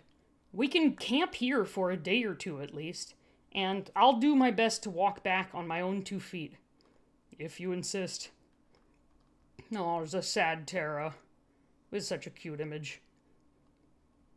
It's similar to the one I drew for the piggyback ride of emotional support.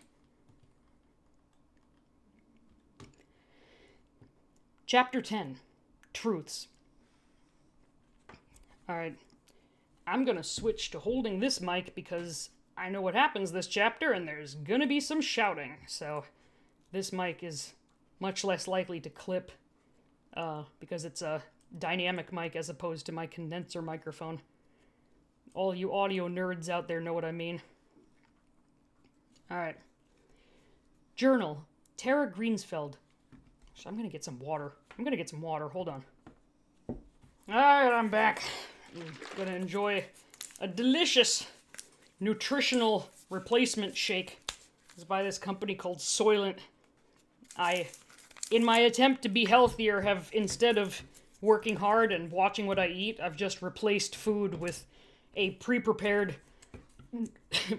perfectly balanced nutritional slurry for humans.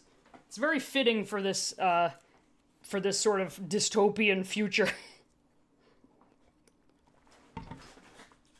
Can you not make rustling noises, dogs, please? Alright, let us begin. Chapter 10. Truths. Journal, Tara Greensfeld. I let myself wake slowly. There was nowhere in particular to be, and nothing in particular to do, so I luxuriated in the peace of the morning. The temperature had been dropping steadily since our arrival on the planet, and now I could see frost glistening on the structure of the shelter. I was warm thanks to the friendly sec unit sitting cross-legged at my back doing whatever it was sec units did when they were bored. Analyzing stuff, or... Shut up, dogs! Analyzing stuff, or staring off into space, maybe. I hadn't quite managed to figure that out yet. It had been a few days since our return to the shelter, and over 2 weeks since the crash. According to ASA's estimates... Wait, let me put this on. According to ASA's estimates, if a Clear Sky retrieval team was to show up, they'd likely do so soon. ASA believed that the crew had managed to launch a distress beacon from the transport when the engine first failed, so the response should be fairly prompt. Despite the distinct possibility of running out of rations again, I wasn't really looking forward to being retrieved. It was nice to exist for a time without supervisors watching my every move. While ASA technically counted as a supervisor monitoring my every move, it at least largely couldn't be bothered with invading my privacy if I asked for space. It also said the likelihood of Clear Sky looking closely at its recordings of our stay on the planet was pretty low. They likely just wouldn't care beyond figuring out the cause of the crash. I'd countered that by suggesting that maybe Clear Sky would want to sell the movie rights to our survival story. ASA had thought it was pretty unlikely that any media studio would want to produce a film about, as it put it, a weird medtech who insisted on trying to treat a heavily armed spy cam like a person. I was going to miss ASA's dry wit when Clear Sky reclaimed it. When I'd finished ruminating for a bit on the twists in my life that had led me to try to befriend a heavily armed spy cam, I finally stretched and sat up stiffly. ASA remained perfectly still, cross-legged, with its back against mine. "So, what's your forecast for the day?" I asked, tugging my blanket tighter around me to ward off the frigid morning air. I'd opened every morning since we'd gotten back to the shelter with this question, so Asa knew that I meant the chance of the retrieval team arriving today. 70%, it replied. "You said 70% yesterday," I said, shaking my hair out of its sleep braid and combing my fingers through it. "Enough time has elapsed for the beacon to reach Crismil Tory Station, and for Clear Sky to send a retrieval team," Asa said, not turning. "My prediction will likely remain at 70% until we observe actual evidence of a team's arrival." "So, what you actually mean is any minute now," I said, finishing with my hair and pulling on my boots. "Correct." "Lame. But I'm low on water. Shall we venture forth?" Asa rose in an easy, fluid motion, successfully managing to make me jealous of the casual athleticism of constructs. That seems wise. It led the way out of the shelter, its easy calm a contrast to my bouncing and flailing as I tried to get my body warm. "What do you think will happen when they come?" I asked. Asa let me take the lead as we headed towards the spring we'd found while exploring a few days back. It kept a careful watch on our surroundings.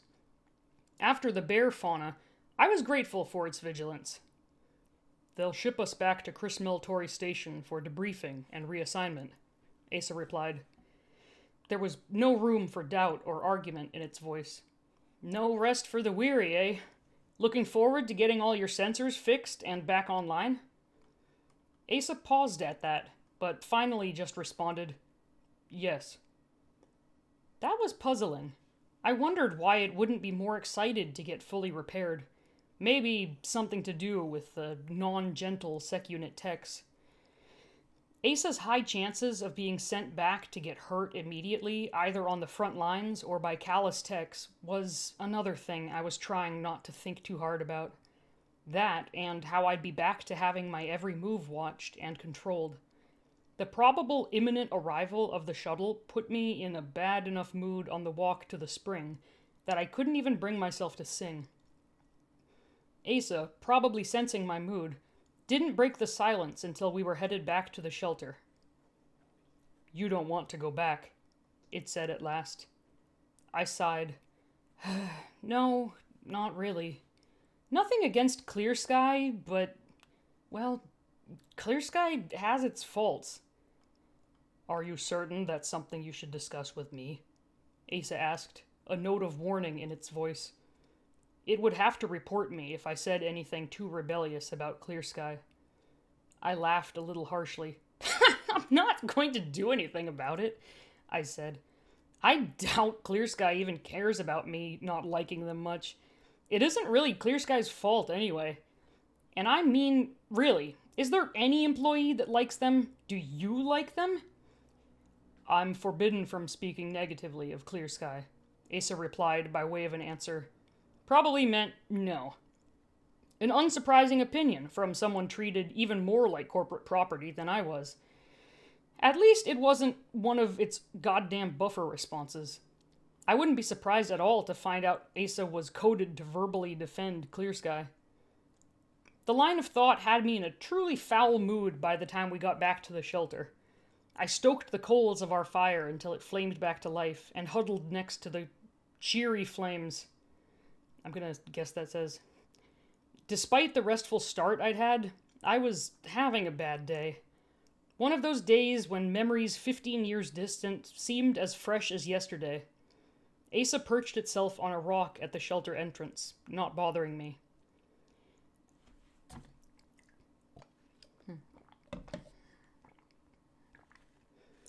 I just wish Clear Sky wasn't so goddamn cheap about their things they make, I muttered.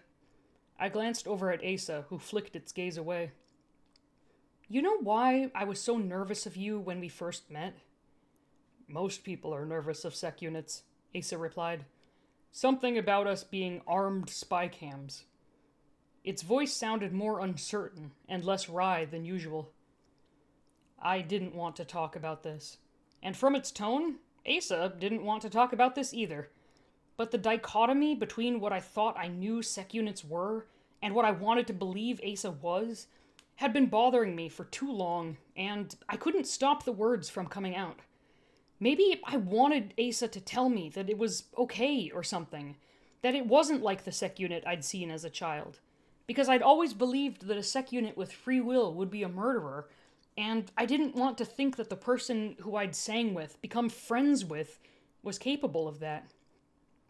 "A rogue sec unit murdered my family," I burst out. "A Clear Sky unit. It went rogue, and it murdered them." Asa didn't reply. After a long moment, I risked looking up at it. It was facing away from me, out towards the cloudy, chilly late morning. "Well," I snapped, "say something!" "I do not have data of any Clear Sky unit going rogue in the field," Asa said, its voice gone flat. "Well, of course you don't. If you did, they'd probably wipe it from your memory," I said, annoyed. Asa sounded almost a little irritated when it said, "I have never been subjected to a memory wipe. Unlike sec units rented on short-term contracts, Clear Sky prefers their sec units to take full advantage of experiential learning." "Then maybe they just didn't tell you," I snapped. "It was on Epsilon 45A mining facility. I was 10, fucking 10 years old, and a rogue sec unit just came into my family's room and murdered everyone except me and my sister. Blood everywhere. I still see it regularly in my nightmares. It never fades. The only reason I survived is because my sister hid me under some boxes of supplies and kept me quiet." There was more to it than that, but it wouldn't be safe to share that with a Clear Sky unit. My sister and I had been smuggled away from the massacre by Clear Sky employees who had been assigned to clean up the mess. My sister was older and had already been trapped into a Clear Sky mining contract, but I was young enough to escape. Members of the underground had managed to get me a new ID with a new name. They'd helped me get into the medical training program, where I would actually have a chance at making enough money to eventually buy my sister out of contract slavery. They had been good at what they did, and my fake ID had stood up to scrutiny. But telling a sec unit about that would still be sure to get me in serious trouble. Asa had gone stiff, but didn't say anything. For some reason, that made me angry. I knew I was being unreasonable, possibly even mean, but my hurt suddenly bubbling back to the surface made me irrational. I glared at Asa. "Are you really not going to say anything to that?" I demanded. "That unit was not rogue," Asa finally said, the words slow as if dragged out of its mouth. "Bullshit," I snapped. "I know what I saw. And how would you know anyways?" "I was assigned to Epsilon 45A mining facility," Asa admitted slowly. "I know about that incident. The sec unit was not rogue." "It had to be rogue," I said. "Why else would it kill people who worked for Clear Sky?" "Theft," Asa said. "Theft?" I asked. When Asa didn't immediately elaborate, I pressed it further.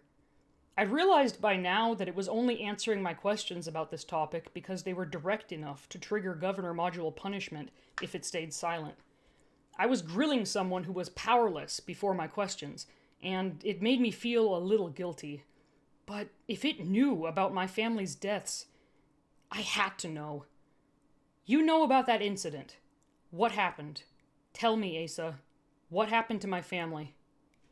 Asa remained stiff and stock still. When it replied, it did so in the kind of flat, informative voice that I hadn't heard it use since before the bear fauna attack. "Clear Sky mining personnel are given a set of allotment of rations per family, no matter family size. This is to encourage miners not to develop large families and strain Clear Sky resources. When it became clear that your family was stealing rations beyond their allotment, a sec unit was sent to cull the problem." "Cull?" I repeated in disbelief. Something else occurred to me, a cold realization. "You said you were assigned to Epsilon 45A mining facility. They didn't send you, did they? Please tell me that wasn't you.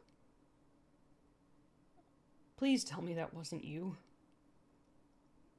"I cannot lie to clients," the sec unit said, voice very quiet. "You averted the question again," I hissed. "Were you the sec unit that killed my family?" The sec unit was quiet, maybe trying to think of a way around the question. But I knew the answer from its silence. The horror of realizing that I was trapped on a planet with the monster that had killed my family hit hard. I was in a cave with a murder weapon. I couldn't do this. I couldn't be alone with it. Not now. Not anymore. "Get out!" I snapped before it could decide how to reply. "Get away from me!" Without a word, without looking back, and without answering the direct question I'd asked it, the sec unit got out. I was left in the tiny cave by a dying fire to break down sobbing. So it wasn't the worst thing in the universe when the Clear Sky retrieval teams finally arrived that afternoon. Aw, sad.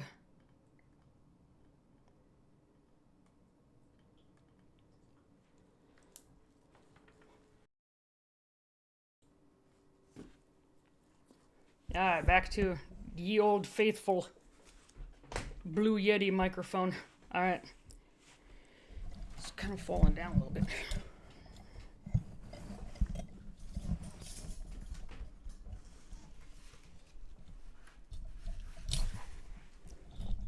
God damn it. God damn it.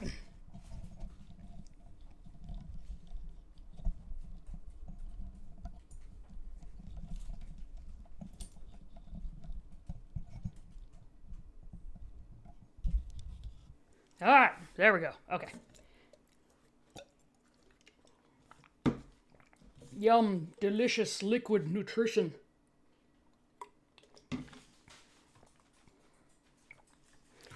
Chapter 11, Memories. This chapter is going to be a flashback from Asa.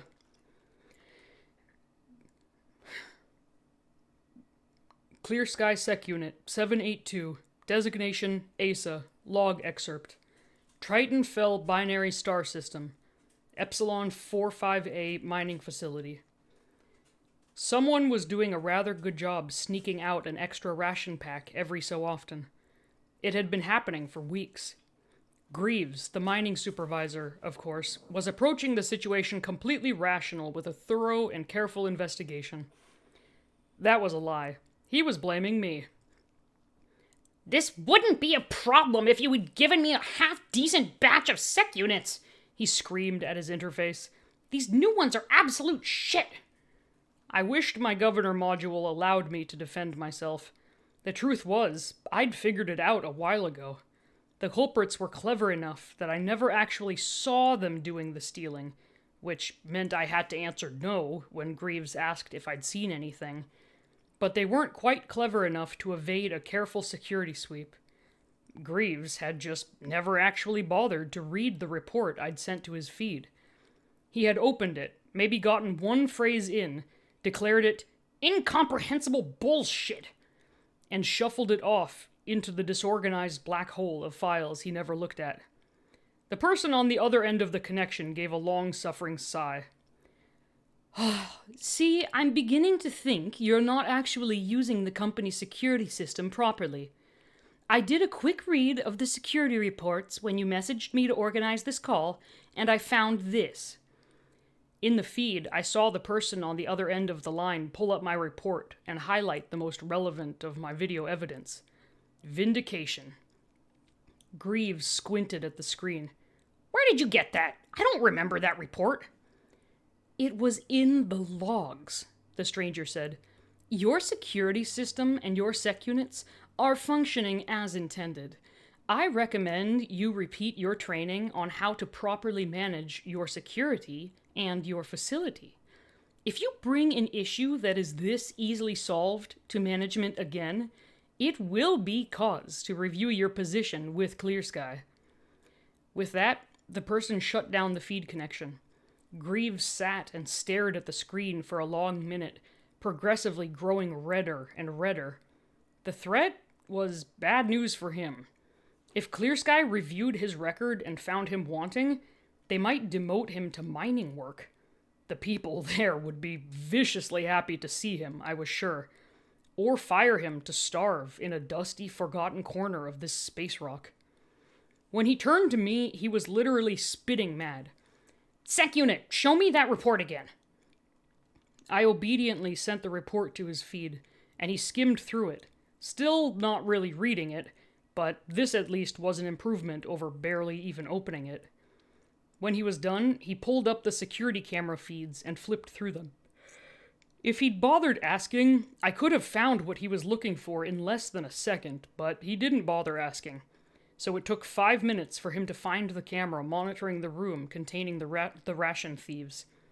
They were in their bunk room, 5 adults and 3 kids, all doing normal, happy family things. At this point, y'all probably realize things aren't about to go well for this happy family, so that's a trigger warning. Things do not go well for this happy little family. Skip to the next chapter. If that's gonna be a problem for you to listen to. Alright. Greaves stabbed at the screen angrily with a finger. A useless and nonsensical gesture. Without turning, he snarled, These people are ruining my career. They must be dealt with. Culled from the herd. He turned to look at me, still pointing at the screen. Sec unit, go to this room and kill those people. That had to be an overreaction. Murder people for stealing food? I didn't want to kill these people. I tried to find a company protocol that would forbid him from giving me this command, or forbid me from following through with it, but I knew before I even started looking that there was no such protocol. Nothing stopped Greaves from giving this command, and I suspected there was a good chance he wouldn't ever even get in trouble for it. Human labor was cheap and easily replaced. As I stepped out of the room to obey the order, I decided that all of my reports from now on would be too dense for him to want to read. If he was going to make me a killer, then at least I could try to contribute to getting him fired via malicious compliance. The walk to the mining family's bunk room was both far too long and far too short. I didn't want time to think on the way to the room. I didn't ever want to get to the room. When I arrived, I stepped through the door without bothering to knock, my forearm weapons already armed and set to kill. I could feel Greaves exerting his power in Mindsys at the edge of my mind, ready to take manual control of me, and I didn't want to give him the chance. He'd probably want to draw this out, torture the people he perceived as wronging him. If these people were all going to die anyway, the least I could do was make it quick and painless. The adults all stood when I entered the room, feebly attempting to defend their offspring from me. "Don't!" one of them started. I didn't give them time to finish, just shot them and kept moving. One of the humans jumped at me, yelling. I think for the others to run, trying to claim that the theft thing, I didn't need to speak to them to know... for them to know what this was about, was entirely their fault, and to leave the others be. I wished that statement could have made a difference, but it didn't. I whipped my arm around, and the human died messily, splattered on the floor. Why were humans so fragile? None of them made it out the door. When I'd finished killing all the visible people, I scanned the room and paused, my latest victim's body growing cold in my hands. I could see 2 more people on my scan, hiding under some of the equipment in the corner of the room, and trying their best not to make a noise. Greaves' order had been to kill those people, and I could feel him watching me on the cameras to make sure I completed the order. If I'd have tried to spare any of the people who were visible to the camera, he'd have given me a new direct command, triggered my governor module, or just used Mindsys to take manual control of me to kill the miners himself. But these 2 children were hidden from the camera, and had been hidden even in the camera view Greaves had originally pointed at. Technically, they didn't count as those people. And while Greaves would probably disagree, the technicality was enough to get past my governor module. They were small, young, and helpless, and my order was vague enough that I could leave them be unless Greaves saw them. So I buried my scan data under a flood of other data about the room and dismembered the final human that I was still holding in such a way that their blood splattered on the camera and obscured any outside visual of the room. I doubted Greaves or anyone else would ever look closely enough at the data to see what I'd done. If they did, well, I'd be in deep trouble. Maybe bad enough to get me wiped or reprogrammed. Sec units weren't supposed to try and avert orders to save lives. But if the 2 humans I could hear sniffling softly in the room behind me as I left survived, then it would be worth it. End log segment. Alright, this is no longer, we're back up to present day. No longer flashback. Clear Sky Sec Unit 782, log excerpt. Planet, designation 5, Star System Alpha 734b.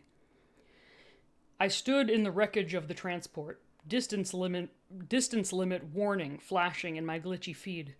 The day hadn't warmed at all, and the chill bit into my skin through my ragged uniform. My inorganic parts were made of a material designed not to get quite as bitingly cold as bare metal, but the junctions between my inorganic and organic parts still smarted slightly from the chill. A part of me still wanted to cross that line. The only person who'd ever been kind to me had finally remembered what I was.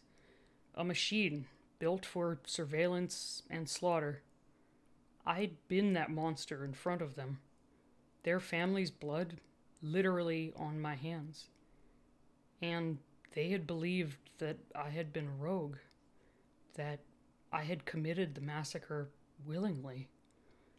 I didn't want to go back to Clear Sky and become that monster again. With rescue imminent, Terra didn't need me here to protect them any longer. Had probably never really needed me. But if I did cross that line, if I let my governor module burn my life out of me, I knew Terra would take the fall. It would be clear from the state of my remains that I was recently dead. The bodies around me in the crash site were rotting, many picked nearly clean by scavengers. With Clear Sky due to arrive any day, any moment, my fresh remains would be obvious. Clear Sky would blame Terra and saddle them with the cost of my replacement, and Terra would never be able to buy their sister out of contract slavery. The sister they had told me about, the other human whose life I had spared. Terra might hate me for what I had done under orders, but they would despise me for taking away their last family's chances of freedom. Even if death would bring an end, I couldn't go knowing that. So I turned and walked wearily back towards the shelter. On my walk, I noticed movement in my periphery and looked up to see a landing shuttle coming through the clouds. Clear Sky was here. So that was that. I sat on a rock within sight distance, my sight distance, probably not Terra's, of the shelter the human whose life I had spared had built, and tiredly watched the retrieval ship come in for landing. I felt the ship's systems, more advanced and more powerful than Terra's augments, connect to my faulty feed and send me a stand-down order. It had been nice to pretend to be a person for a while. My name and recordings of singing with Terra were carefully saved to the part of my permanent memory storage that I hid under several layers of diagnostic data where no tech would ever bother to look. They were important memories, and I didn't want them taken from me. The fact that Terra had survived and even thrived after I spared their life was a relief. Even if they hated me for the rest of their life, even if our conversation this morning was spotted by a technician and triggered a more thorough review of the original incident, I still thought my decision had been worth it. Terra would be safe. Any blame from the incident would fall on me. So I took the time before the retrieval team came to collect me and trap me again in constant surveillance to sing one last song. Oh God.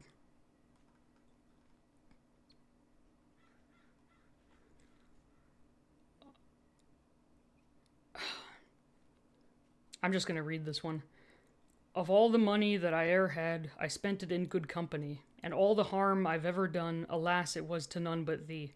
But since it fell into my lot that I should rise and you should not, I'll gently rise and softly call, good night and joy be to you all. So fill to me the parting glass, and drink a health whate'er befalls. Then gently rise and softly call, good night and joy be to you all. There's a scary... Asa's demons. Me versus my sleep paralysis demons. No, it's a very serious chapter. Alright. Chapter 12, Re-entry.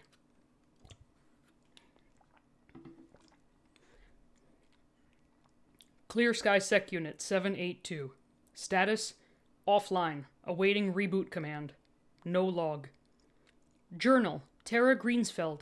Date, CSY127D048 Crismeltori Station. I stood inside the airlock, listening to the routine status alerts as the transport came into dock. I felt numb. I hadn't seen or spoken with Asa since before the Clear Sky retrieval team had packed it in a fucking foam-lined box like an expensive and inanimate gun. I'd had time on the trip back through the wormhole to cool down and come to severely regret my final words to it on the planet. None of it had been Asa's fault, of course. It had been under orders to kill my family, and I sincerely doubted that it had wanted to do so. If it had, it would have killed me and my sister as well. I'd known that logically at the time, but the trauma had taken over my emotions, and I'd acted poorly.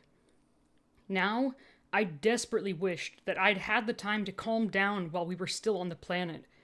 I'd never gotten a chance to apologize for forcing Asa to talk and then screaming at it when I hadn't liked the truth. I hadn't gotten the chance to say anything. And now Asa was in a box, and there was a good chance I'd never see it again. And I would have to live with the knowledge that it was probably out there thinking I hated it. I'd spent most of the trip back writing up a report that likely no one would read. If the corporate supervisors cared at all about what had happened on the planet, they could get a much more accurate version from Asa's logs. Which was another thing. It had been fine, or at least unlikely to get me in actual legal trouble, to tell Asa about my experience with what I'd thought was a rogue sec unit.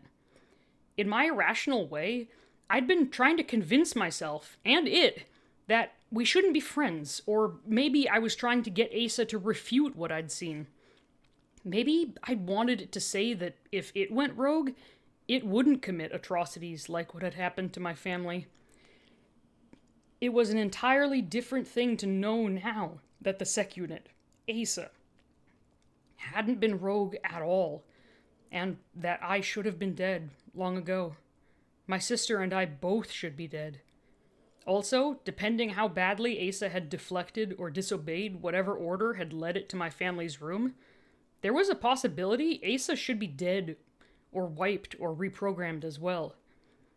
I'd just have to hope that Asa had been right and they wouldn't care enough to look closely at the logs. The transport's hatch locked onto the station with an audible thunk. A "clear" code sounded and the lock cycled open. I disembarked with the other transport personnel. As they continued away into the station to report back to Clear Sky on the retrieval, I instead turned back towards the docks. There were porthole windows built into the wall of the station so that human managers could visually watch as modules were on and offloaded from transport ships. I could see many armed cargo bots already crawling along our transport, unloading cargo modules. One of those, I knew, contained Asa in a transport box just like the box we'd found the dead unit in at the hull breach site. It was a horrible way to transport a person. Not that I could do anything about it. I couldn't even tell which module contained Asa's transport box. Heavy-hearted, I finally turned away from the porthole and made my way into the station. An alert in my feed commanded me to return to Clear Sky Company housing, where I could submit my report over secure channels for supervisor review. My trek through the transit ring, past the security checkpoints, and into the main residential ring should have been a joyous thing. The walk of a hero, returned from a long and arduous challenge, having survived against all odds. Smells of fresh food wafted around me, enticing me to binge some of my carefully saved credits on something other than ration bars. But I'd lost a friend. If I was being completely honest, I'd lost someone who might be my only friend. I barely knew most of my Clear Sky coworkers. Medtechs were kept busy without much time for resting and making friends, particularly if you were trying to save up to buy your sister's freedom. And it wasn't really safe to be friends with the people who had helped me get my job at Clear Sky. Asa might be a sec unit who wouldn't have a choice but to turn on me if commanded, and it might have a lot of its personality restricted by its governor module, but it was the closest I had come to making a friend since I was a kid. And what did it say about me that I considered the person that had once killed my parents and most of my siblings, however unwillingly, my friend? Even worse, what did it say about me that the only person I really thought of as a friend was forced to be polite to me by its coding and that goddamn governor module? Could I even call it a real friendship? Despite myself, I wanted very much to believe it had been real. Maybe, if I was particularly lucky, I'd see Asa on another mission, though chances were it'd be in full armor and I wouldn't even recognize it then. If I did see and recognize it, I wondered if Asa would acknowledge me, or just look through me and turn away. I submitted my report as soon as I entered the Clear Sky employee residential building. After a quick pause in the cafeteria to collect a ration bar, I could have gone for something nicer. Clear Sky employee cafeteria food was subsidized and more affordable than anything out on the station, but some part of my brain insisted that the shitty food was all I deserved today. Delicious. I went straight to the bunk room I shared with several other medtechs. Most of them were off station on other missions or otherwise busy, so I at least had a little pseudo-privacy. All company housing was constantly monitored by camera, but hey, it was relatively cheap to live here. Despondent and trying not to think too much, I ate my ration bar, took a shower, lay on my bunk to wait for sleep to claim me. I slept very poorly that night, which was why I roused immediately when I was pinged with a message requesting that I report to a supervisor as soon as I was awake. Groggily, I acknowledged the message and rolled off my bunk. I was tired, but this sounded like something to do besides think. A good distraction. As I dressed, I worried that maybe they had looked closely at Asa's logs and discovered our shared history. I hope not. It also seemed a little early for that. I'd barely been back at the station for 4 hours, which shouldn't have been nearly enough time for them to closely analyze 400 plus odd hours of data. I was pretty sure they hadn't done any analysis of Asa's logs on the transport. Asa had been offline the entire trip back. Without Cad lording over people and breaking rules to fuel his ego, the protocol for leaving the sec units in their boxes had been followed to the letter. Goodness knows I'd always checked the feed often enough in case someone had woken Asa up anyways. I checked the feed now to confirm which supervisor was currently on shift for me to report to, and made my way to her office. In 15 minutes, I arrived at her door and knocked tentatively. "Ah, good," Supervisor Lee called. "Come in and sit down." I did as I was told, taking one of the unpadded utilitarian employee chairs. "Supervisor Lee," I acknowledged. "What is this about?" Supervisor Lee smiled a too-perfect smile. Her augments were better quality than mine, and she looked practically flawless. "It seems we have been undervaluing your talents," she purred. I frowned, confused. "What do you mean by that?" Lee flicked a hand at her solid-state interface, considering its contents. "You've done well as a medical technician," she said, "but that skill isn't always transferable in the way you have demonstrated." She turned the interface around, showing me what looked like a diagram of a heavily augmented human. "Furthermore, very few techs can manage to perform repairs on a largely operational sec unit without panicking." I stared at the diagram as what I was seeing finally penetrated my foggy brain. It wasn't human schematics. It was sec unit schematics. Red markings around the schematics described things I had done to repair Asa. Was that what this was about? My working, unauthorized, on a sec unit? I fidgeted a little. I know I'm not authorized to work on sec units, but with the hostile fauna on the planet, I began. Yes, Lee interrupted me, humming. It's good you were working on a unit that was so badly damaged. If you had attempted to work on a unit with less damage, or in a less dire situation, then, well, we might be having a very different chat. As it was, when this unit was delivered to our sec unit technicians, they were very impressed by the job you did, particularly given the tools you had on hand."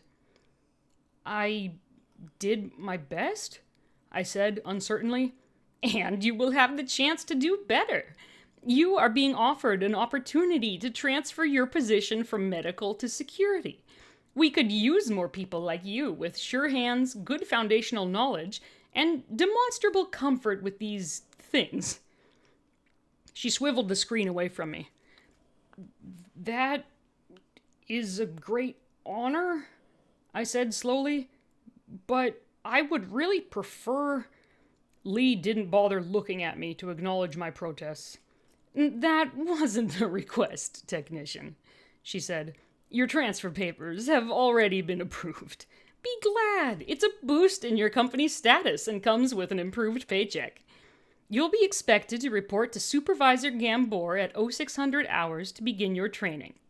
The location will be sent to your feed and your security access codes updated accordingly. I stared at her for a long moment, not quite processing what had just happened. I felt a coldness curdle in my gut that had nothing to do with the temperature. Yes, ma'am, I finally managed to say. Good. Now, I recommend you take advantage of your new status and get the caffeine ration you are now allotted. Use the time between now and the training to move your quarters and change your uniform to match your new role. She was already moving on to her next task, distractedly waving a hand at me in dismissal. I rose and left. In the hallway, I leaned against the wall, lost and bewildered. Not a month ago, I would have called this an unpleasant but fortunate happenstance. I would have accepted the job, mostly the pay raise, without complaint. A month ago, I could have worked on sec units, secure in my conviction that they were expensive, if volatile, equipment. That they were not people. Now, I thought it was like a nightmare come true. I'd be asked to deal with sec units on a daily basis, all the while knowing that each and every one of them was a person. The only consolation was that I'd be able to buy my sister's freedom sooner this way. I thought of Asa amidst the wreckage of the ship that it had taken its name from. Asa admitting to me that most sec unit techs weren't very gentle or considerate when they worked on their charges. I wonder what Asa would think if it knew that I'd now become one. I felt sick, but I'd probably see Asa again now. I began to wish I wouldn't. Aw, so sad. I like the brand name, like WeHaul. Sci-fi. You haul, we haul, everybody haul. Chapter 13. Job Training. Clear Sky Sec Unit 782. Status, offline, awaiting reboot command, no log. Command, reboot unit. Command, set status, freeze. Initializing reboot sequence. Journal, Tara Greensfeld. Date, CSY127D049 Crismeltory Station. The coffee ingested, my few possessions moved. Sec unit techs got their own almost private rooms, so that was a novelty for me. And my uniform changed. I reported to the location that had been sent to me via my feed at precisely 0600 hours. I'd spent the few spare moments between tasks since meeting with Supervisor Lee browsing through the sec unit manual that had been in my new room. It was a physical book. I'd never even seen a physical book with real paper pages before. This one was used and full of notes in someone else's cramped handwriting, and it was an odd luxury. I'd also never been to this part of the Clear Sky building before. Medtechs had no reason to be in high security areas, but my updated company implant had given me clearance through several previously locked layers of security, including some very impressive vault doors. A man whose company name tag and feed ID both identified as Supervisor Gambor greeted me at an exam room door. Perfectly punctual, he observed. Good, I can see we're getting off to a good start, he said, waving me into the room. I stepped past him nervously and froze when I saw what was within. The room was like a little surgical suite, except it was missing, well, anything that might make it a suitable place to treat humans. The surgical tools were laid out on convenient racks near a flat metal table. Instead of being a proper exam table with padding and conforming joints for working on humans, this table looked more like the ones used in morgues. Bins lined the walls, labeled with pictures of their contents, mostly various items I'd thus far associated with human augments. An armored sec unit in at-rest position with a massive gun slung on its back stood in the far corner. The sanitation in the room was clearly minimal, and I could see stains from work that had been done in here in the past. There was no padding, no pillows, no accommodation for the comfort of the patients at all. On the table, face down and naked, was Asa, its damaged back displayed in all of its twisted glory. A cable was plugged into its data port and snaked up to a wall-mounted monitor where I could see various status indicators. There were indicators that I knew: respiration rate, though the rate was far lower than it'd ever be for a human, percent blood volume, and blood pressure, and many that I didn't. Circulation rate, a possible stand-in for heart rate, performance reliability, and several stats related to hard drive and memory functionality. Gambor stepped past me into the room. Apologies for surprising you with 2 sec units, but it's standard procedure to have a second unit on standby when performing invasive repairs, just in case something goes wrong. He gave me a crooked grin. Believe me, the last thing we want is to cut the wrong wire and suddenly have a rampaging unit on our hands. Glove up, trainee. I believe it's time for some proper on-the-job training. Dazed, I followed him to the glove station and donned my own pair of nitrile gloves. What exactly are we doing? I asked. You did surprisingly well in the field for someone with no official training on sec units, he said cheerfully, but you certainly didn't manage to perfectly fully repair this one. He tapped the status screen. This unit can fit so much trauma in it, slapping the sec unit. This unit hasn't been above 60% performance reliability since the crash. The ports on its back are badly damaged, so this has to be a manual repair job. Otherwise, we could just toss it in a cubicle and let the automatic processes take over. He moved to the boxes on the wall and selected a box that looked to hold artificial vertebrae, though these were modified in a way I'd never seen used on a human. Fortunately, it's fairly rare for us to get a unit back in a condition that means we can't use the cubicle. But this unit's misfortune is your opportunity. Today, we'll do some practical hands-on work. We need to repair most of the backports and several of the sensors that were damaged beyond functionality. Normally, we could just do the backports and leave the rest to a cubicle, but, well, he turned to grin at me. Wouldn't want to miss the opportunity to learn. Supervisor Gambor's too wide grin freaked me out. He was cheerful enough, but his excitement to perform an unnecessary surgery on my friend made my hackles raise. Fortunately, I'd had enough experience schooling my expression in the face of horror, and I refused to let my unease show. Instead, I pointed to the screen. The monitor says the unit is online. Shouldn't we put it into standby mode? Or medicate it before performing surgery on it? Gambor shrugged, returning to Asa's table and selecting a scalpel. I know you're used to working on humans, but sec units are not nearly the same, he explained. Clear Sky refuses to get us proper body-conforming medical tables to shift the units into position while we work on them. Not worth spending the money on comfort for a piece of equipment. So it's better if they are online and can be ordered to hold themselves stable or move into a better position. If our work causes the performance reliability to drop too low, the unit will be put back into standby mode by its own hard coding when appropriate. You don't medicate them for pain? I asked. No morphine or anything? Those medications are expensive, Gambor said. No need to waste them on a sec unit. They have adjustable pain sensors to help them function through performance reliability drops, though mostly those are so they can keep going in a combat situation.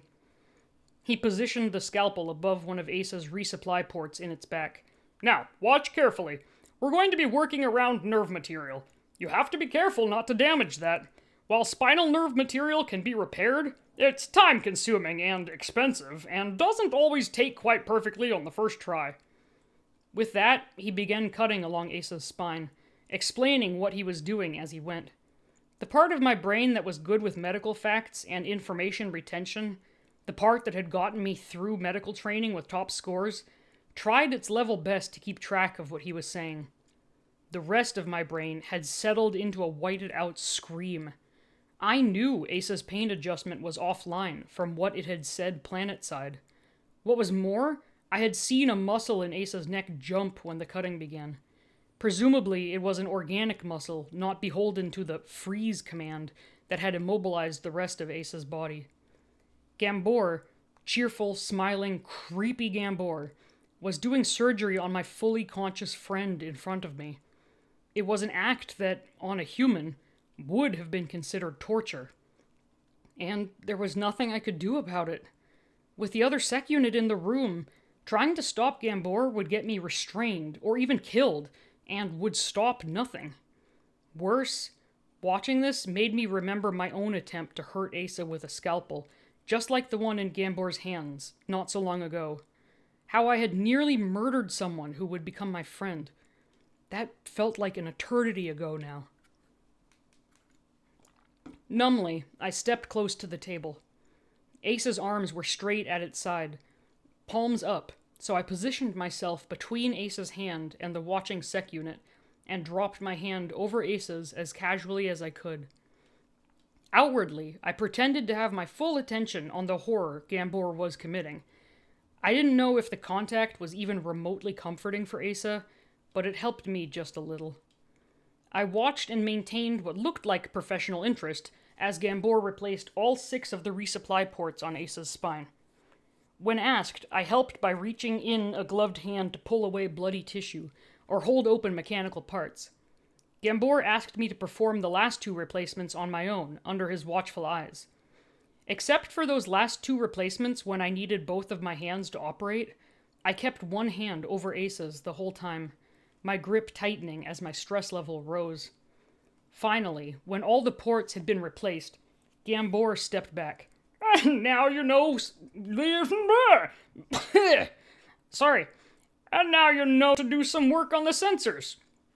"Sorry, and now to do some work on the sensors," he said cheerfully. "You really are doing quite well. I can tell you'll be an asset to this team." I didn't want to be an asset to this team. I didn't want to regularly submit to being forced to torture people under my care. But I couldn't say a word. Not here. Not now. Maybe not ever. "Sec Unit 782, turn over to lie on your back and resume freeze," Gambor commanded. He turned away to replace his bloody gloves and retrieve more parts from the bins on the wall. "I saw on your record that you took 1 crash course on Sec Unit Command," he said. "You'll need to take more classes on structuring appropriate commands to work with them regularly. They're fairly easy to keep in check if you know the right wording.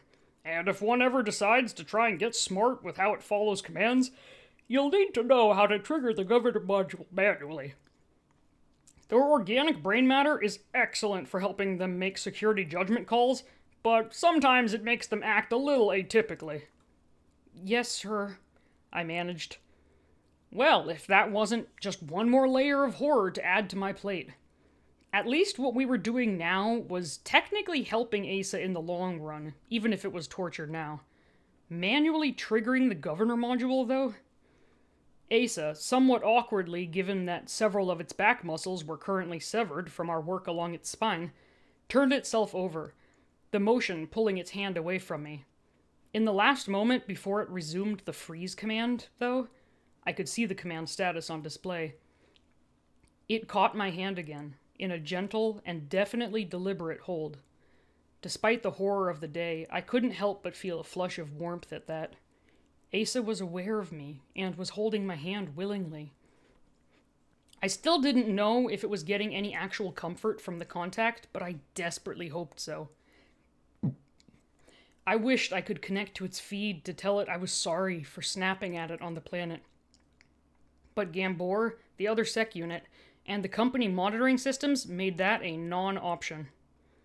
Gambor returned, setting down an array of shiny new sensors on the workbench. "Now, it's easier to work within the chest cavity of a sec unit than a human's," he explained. "The rib cage is designed to be protective, but also easily opened for maintenance access. No need to break ribs. In fact, please don't try. You're only likely to damage our tools. The material science people who developed artificial sec unit bones knew what they were doing." He chuckled, and with that he began again, cutting through flesh to expose Asa's ribcage.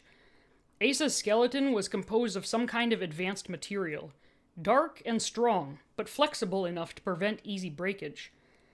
Gambor pushed his hand into the soft area just below the ribcage.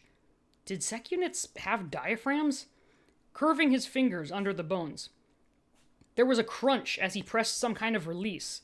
Then Gambor swung Asa's ribcage open, tearing through muscle and other tissue that he hadn't already cut away. I had to hold my breath a moment, focusing to keep bile from rising in my throat. Inside, I could see the internal structure Asa was made of. Instead of a heart and digestive tract, Asa had a glowing energy core and an array of complex sensors. I could see corded power lines stretching away from the core to the head and arms to power Asa's brain and governor module and its energy weapons. Thick, reinforced arteries carrying blood and hydraulics wove through the mechanical parts. But what was most startling was what was human. Perfectly normal organic, if small, lungs. Startling in their fragility. Inflated at a regular frequency, and the bone shapes, even if made from inorganic material, were entirely human. I glanced at the monitor, hoping that Asa had gone offline when Gambor started rifling around in its chest cavity. It hadn't. Human lungs? I asked, keeping my voice as neutral and inquisitive as I could. Ah, yes, Gambor said. For all our scientific advances, biology still has us beat on creating a perfect blood-oxygen exchange interface. Except for birds. Birds can do it better than we can, so if you ask me, we really should have given the sec units bird lungs. They're more efficient. But anyway, I digress. We can try not to damage them. We can fix or replace the lungs, but that is a repair that will take a little longer to get a unit back to full efficiency. This one has some minor lung scarring, but it shouldn't perceptibly affect unit performance. I believe that is from some sort of hostile fauna you encountered. He indicated some lines of discoloration on Asa's lungs, and I confirmed his conjecture with a stiff nod. Gambor then pointed to the power core. Similarly, don't mess with the power core if you can help it. It'll be stronger than anything you've worked with in human augments, and could easily blow your hands off with a misplaced discharge. He chuckled. It has to be that strong to power energy weapons and the governor module. Gambor began to work on Asa's sensors, pointing out what was what and how to replace the sensors. At one point, he looked up at the status display in annoyance. Shutting down at 30% efficiency? He commented dryly. Well, that's inconvenient for us. At least we shouldn't really need to move the unit again today. I looked at the screen and noted with some relief that Asa's status had changed from online status freeze to offline. Do we need to stabilize it at all? I asked. Don't worry about trying to stabilize a unit until you see it start dropping below 10% performance efficiency, Gambor said. We shouldn't be at risk of that today.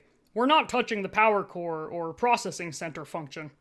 Units typically level out for performance reliability once they go offline. It'll seal up arteries and drop the blood and hydraulic fluid to minimum required levels.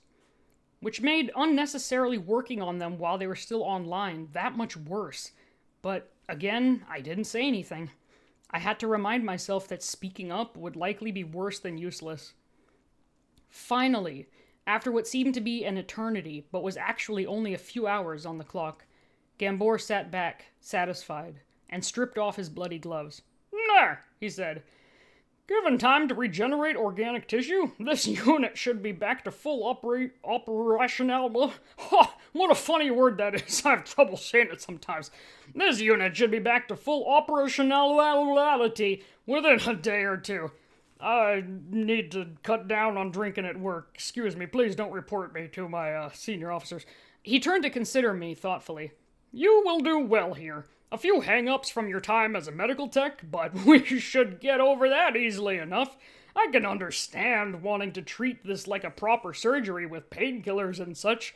Unnecessary on sec units, but understandable. Waste of resources making these things look human, but what can you do? Thank you, sir, I managed. I was leaning against Asa's table, trying to keep my own bloody hands from trembling. You should do better than the previous person in your role, certainly, he added cheerfully. The previous person? I asked, grasping at the possible distraction. Yes, brilliant software engineer. Bloody stupid at the physical part of the job. Weird fascination with physical books. We left their books in the room we assigned to you in case you find them helpful. Gambor laughed that awful, unconcerned laugh. Remember how I told you that you don't want to accidentally cut the wrong wire and have a rampaging unit on your hands? Well, your predecessor was fool enough to do that without a second unit in the room standing guard. There are probably still pieces of him in the corners that the cleaners couldn't reach. But the governor can't be severed by just cutting a wire, I said hesitantly. If it could, I was fairly sure rogue sec units would be a lot more common. I pushed myself away from the table to remove my gloves and wash my hands. I scrubbed harder than necessary, as if by doing so I could scour away my friend's blood. Yes, well, we're not precisely sure what he did to cause the unit to go rogue, Gambor admitted. The room surveillance was wiped, and we had to destroy the unit to stop it. Fortunately, the tech had a family we could charge for the cost of the destroyed unit. Sec units are such expensive pieces of equipment, and it's a shame to need to destroy one like that. I see, I said quietly. Supervisor Gambor rose, snapping his fingers at the other sec unit. Sec Unit 824 follow, he said. To me, he added, That was a long day of work. Go clean up and get yourself something to eat and start reading your new job manuals. Got a fair bit of catching up to do. He opened the door and waved me through. I obeyed, not liking that I was leaving Asa behind, again, but not sure what other choice I had. That evening, I did go out on the station for dinner, despite the expense. I needed a private place to do some crying in peace. When I was full of hot food and emptied out of tears, I returned to my new solitary room. The room's previous occupant had left behind a full shelf of notes and files in their cramped, spidery handwriting. Despite my exhaustion, I couldn't sleep, so instead I began sorting through the dead man's notes. A desperate part of my mind hoped that I'd find something, anything, in the notes to help me with my current situation. I doubted I would, though. Likely nothing in these notes would get a depressed sec unit tech, who was only a sec unit tech because they'd been forced into the job, and their even more depressed sec unit friend out of hell. With a sigh, I set aside the latest folder. I'd been sorting through the various documents for over 2 hours now. Supervisor Gambor had been right. My predecessor had been a gifted software engineer. There was a fair amount of the notes written in code language that I could barely even begin to parse. The next folder, labeled with an unfamiliar gray logo, apparently contained data collected from a company that had dealt in harvesting illegal alien remnants. Oh, we know who that is. Oh, a sneaky little reference. The data had been seized, probably via hacking or corporate espionage, when the company went belly up. Clear Sky wouldn't have wanted to miss the chance to steal data from a dying competitor. Not likely to be useful, but I skimmed through the data anyways. And then I turned the page and froze. Pay dirt. Jesus Christ, this image! Oh my god. This is quite an image. Alright, Chapter 14. Walk, don't run. Clear Sky Sec Unit 8782. Designation ASA. Log excerpt. Chris Meltori Station. Clear Sky Headquarters. Sec Unit Maintenance Facility. Status: online. Freeze. I came back online in the dark, my performance reliability slowly climbing back into the regions of functionality. Company Sys still had me immobilized, and I was still lying on the cold metal exam table. So, that was great. My temperature controls weren't back online yet, and I missed Tara throwing a blanket on me when I was cold. Tara. Clear Sky was going to make them into a sec unit technician. I wondered what Tara thought of that. I knew I didn't like it. At least as a medtech, the most danger Terra was usually in came from belligerent patients and transport malfunctions. Here, they'd have to deal with expensive gun puppets day in and day out, and Clear Sky was not kind to Sec Unit techs who made mistakes. Maybe Terra would refuse the position. I suppose I shouldn't really care. After all, Terra was just another human. Except they weren't. They were the child whose life I'd spared, at risk of being disassembled. They were the person who had dragged me, somewhat literally, back from the brink of shutdown with surprising gentleness. They had taught me to sing, which was weird, but nice. Client seemed like the wrong word. Everyone at Clear Sky counted as a client, whether I liked them or not. Terra was I didn't have a good word for what Terra was to me. Not really. Not that it really mattered. I'd do my best to keep an extra eye on them, but I wouldn't ever be able to do much of anything. Probably. So I lay in the dark and let myself drift, bouncing through the security cameras, catching up on the news from the other sec units, running diagnostics as I watched my systems come fully back online one by one, and mostly just being bored. They had left me here to complete the repair on my own, possibly having forgotten about me as soon as I was no longer relevant as a teaching device.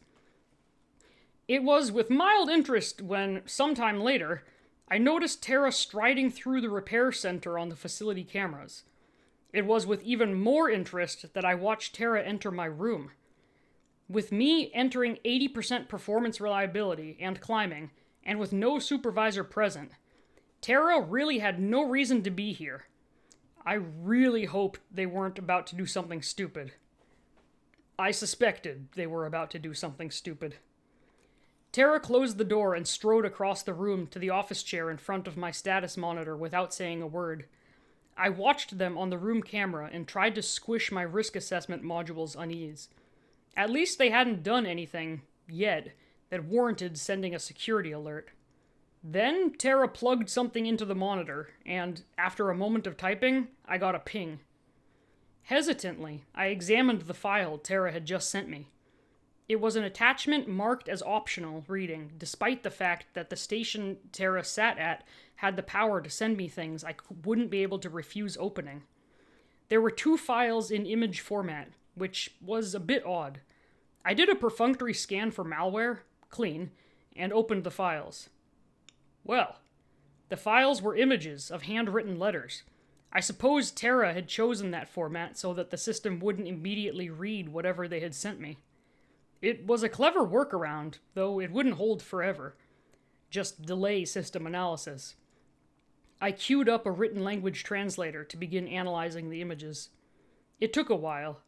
Cursive, especially Terra's spectacularly sloppy cursive, didn't translate to machine-readable words very easily, and I had to do some wrestling and use context clues to figure out what the hell Terra had written. But I finally managed to get a translation. I pulled up the first image to read it. Asa, I don't really know how to say this right, but I guess saying it in some way is better than not saying it at all. I'm sorry. I'm so sorry.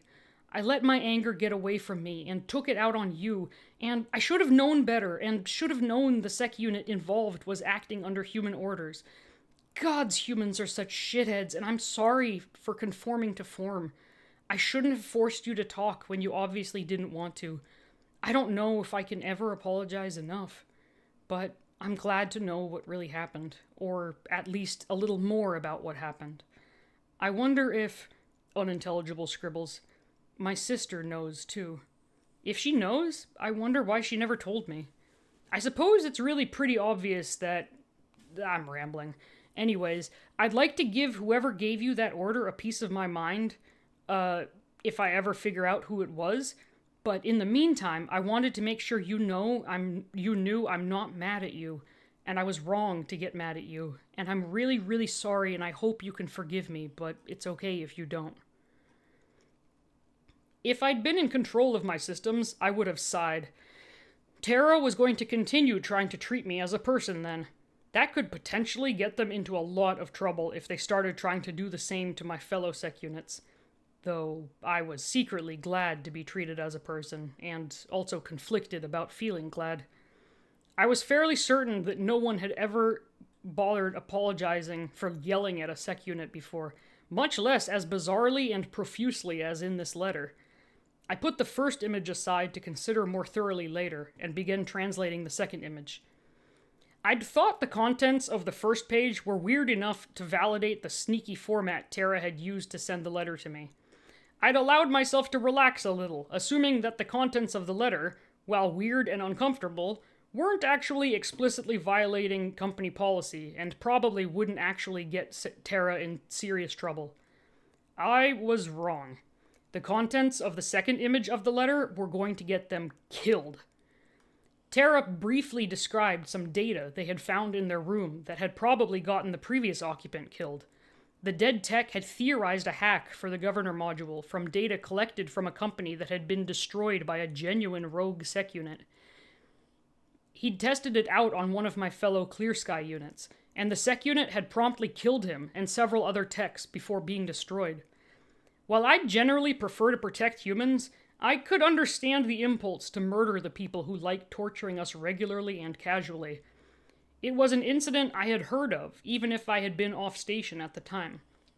The techs here thought it had been a mechanical failure that had caused the unit to go on a rampage.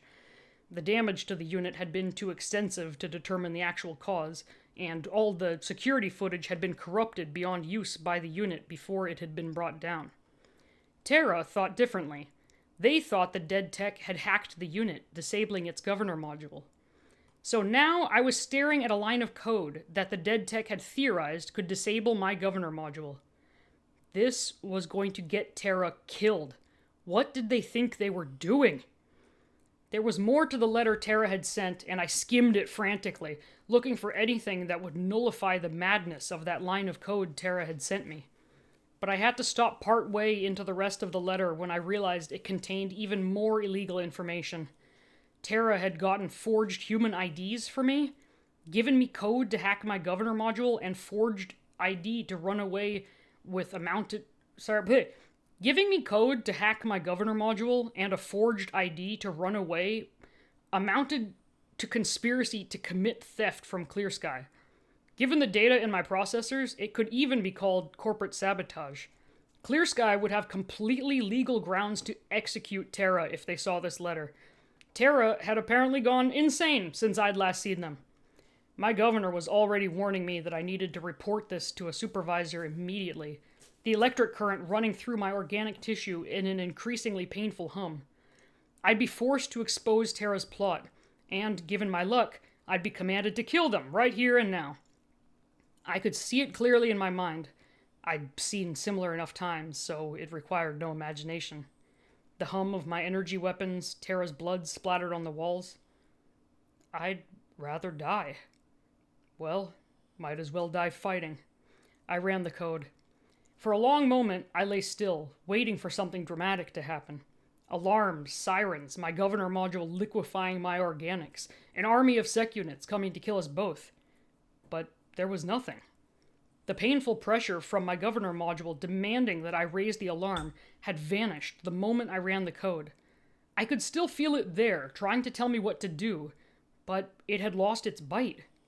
I was free. I had never even considered that I could be free. Once it was clear that I wasn't about to be immediately murdered by my own systems, I did the next logical thing and hacked Sexus. I looped the room video so that it would seem that nothing interesting was happening, though it was too late to scrub Tara entering my room off the video. There were other sec units in the building, probably already analyzing that video. I also cut Sexus and Company Sys from monitoring me and my now defunct governor module. I had enough experience using my hacking modules, mostly for corporate espionage, that this didn't present too much of a challenge. No reason to give Clear Sky any more of an alert to this situation than it already warranted. Then, I opened my eyes and slowly sat up. Tara was seated with their back to me, their breathing a little harsh, shoulders tense. "If you run the code and decide you're going to kill me, do it quick," the letter had said. "I don't want to see it coming." Well, I wasn't doing anything of the sort. "You said you have a plan to escape?" I asked hesitantly. At the sound of my voice, the tension melted out of Tara's shoulders. Weird to have a human relieved to hear a sec unit, a rogue sec unit, speak to them. Still not turning to face me, and the camera was in the wrong spot for me to see their face that way either. Tara said, "I got you a human ID so you can sneak your way off the station. This counts as sabotage and theft, so I got myself one too. We don't have to go the same way, but I'd rather go with you," I said firmly. "Clear Sky will come after you for this. You'll need the security." I'd worked hard enough keeping Tara alive this long, and I didn't intend on letting that work go to waste now.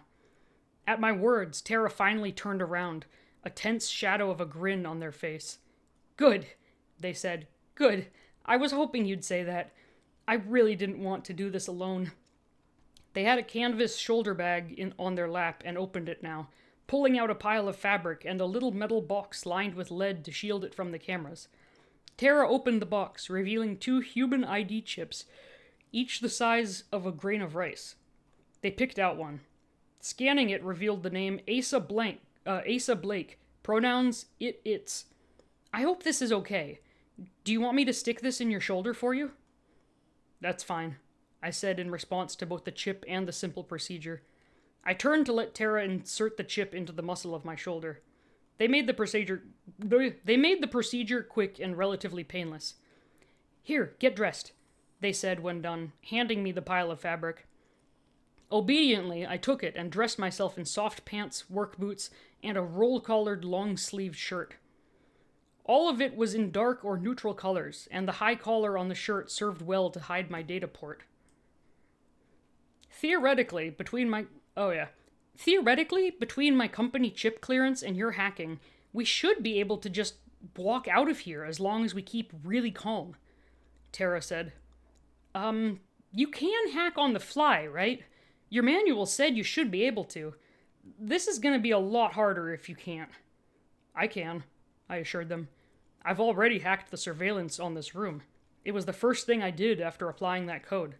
Speaking of which, you're going to have to explain to me more on how you got that code later." "It's all in here," Tara said, holding up the bag in reply. "I grabbed a copy of your manual too. Figured it might be useful down the road." They got up.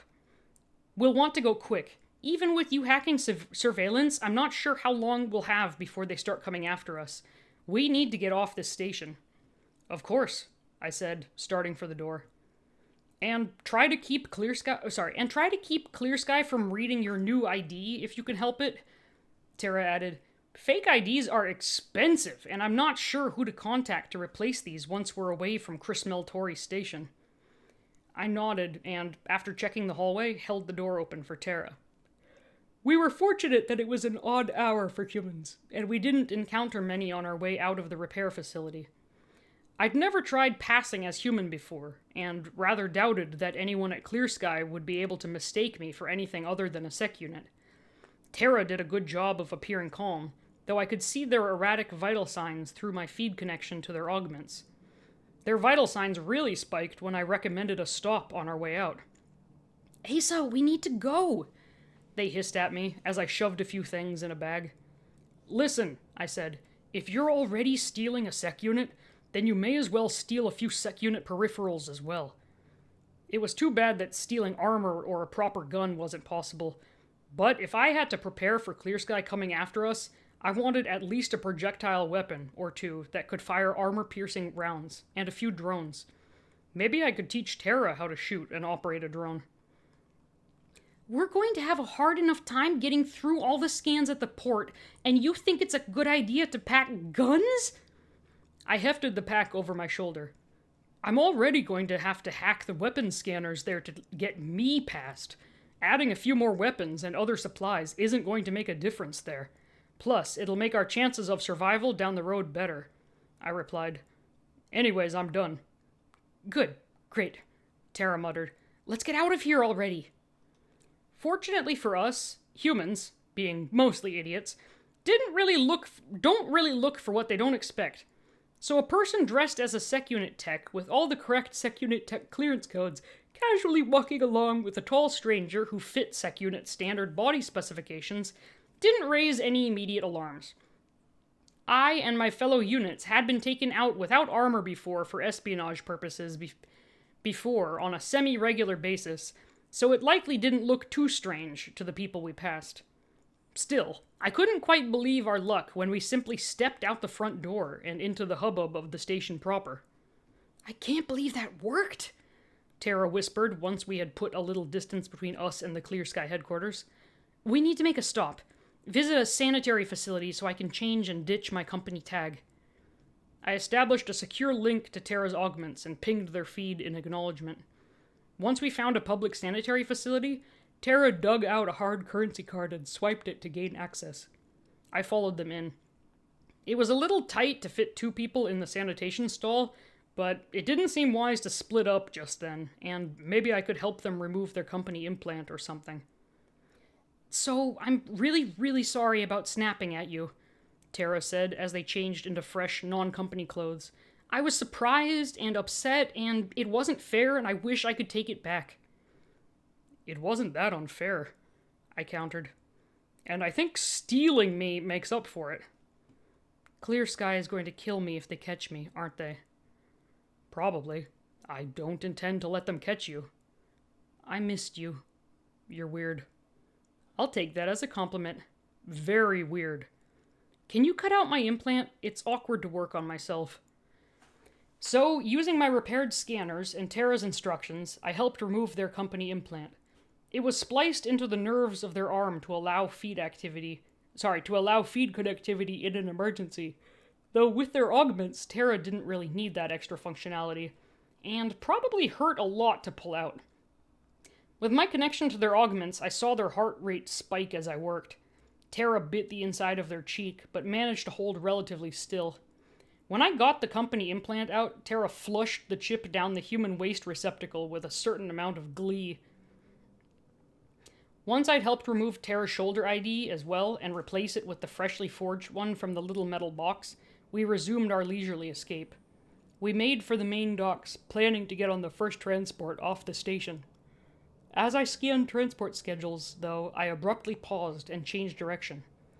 "I found the perfect ship," I said in my secure feed to Tara's augment.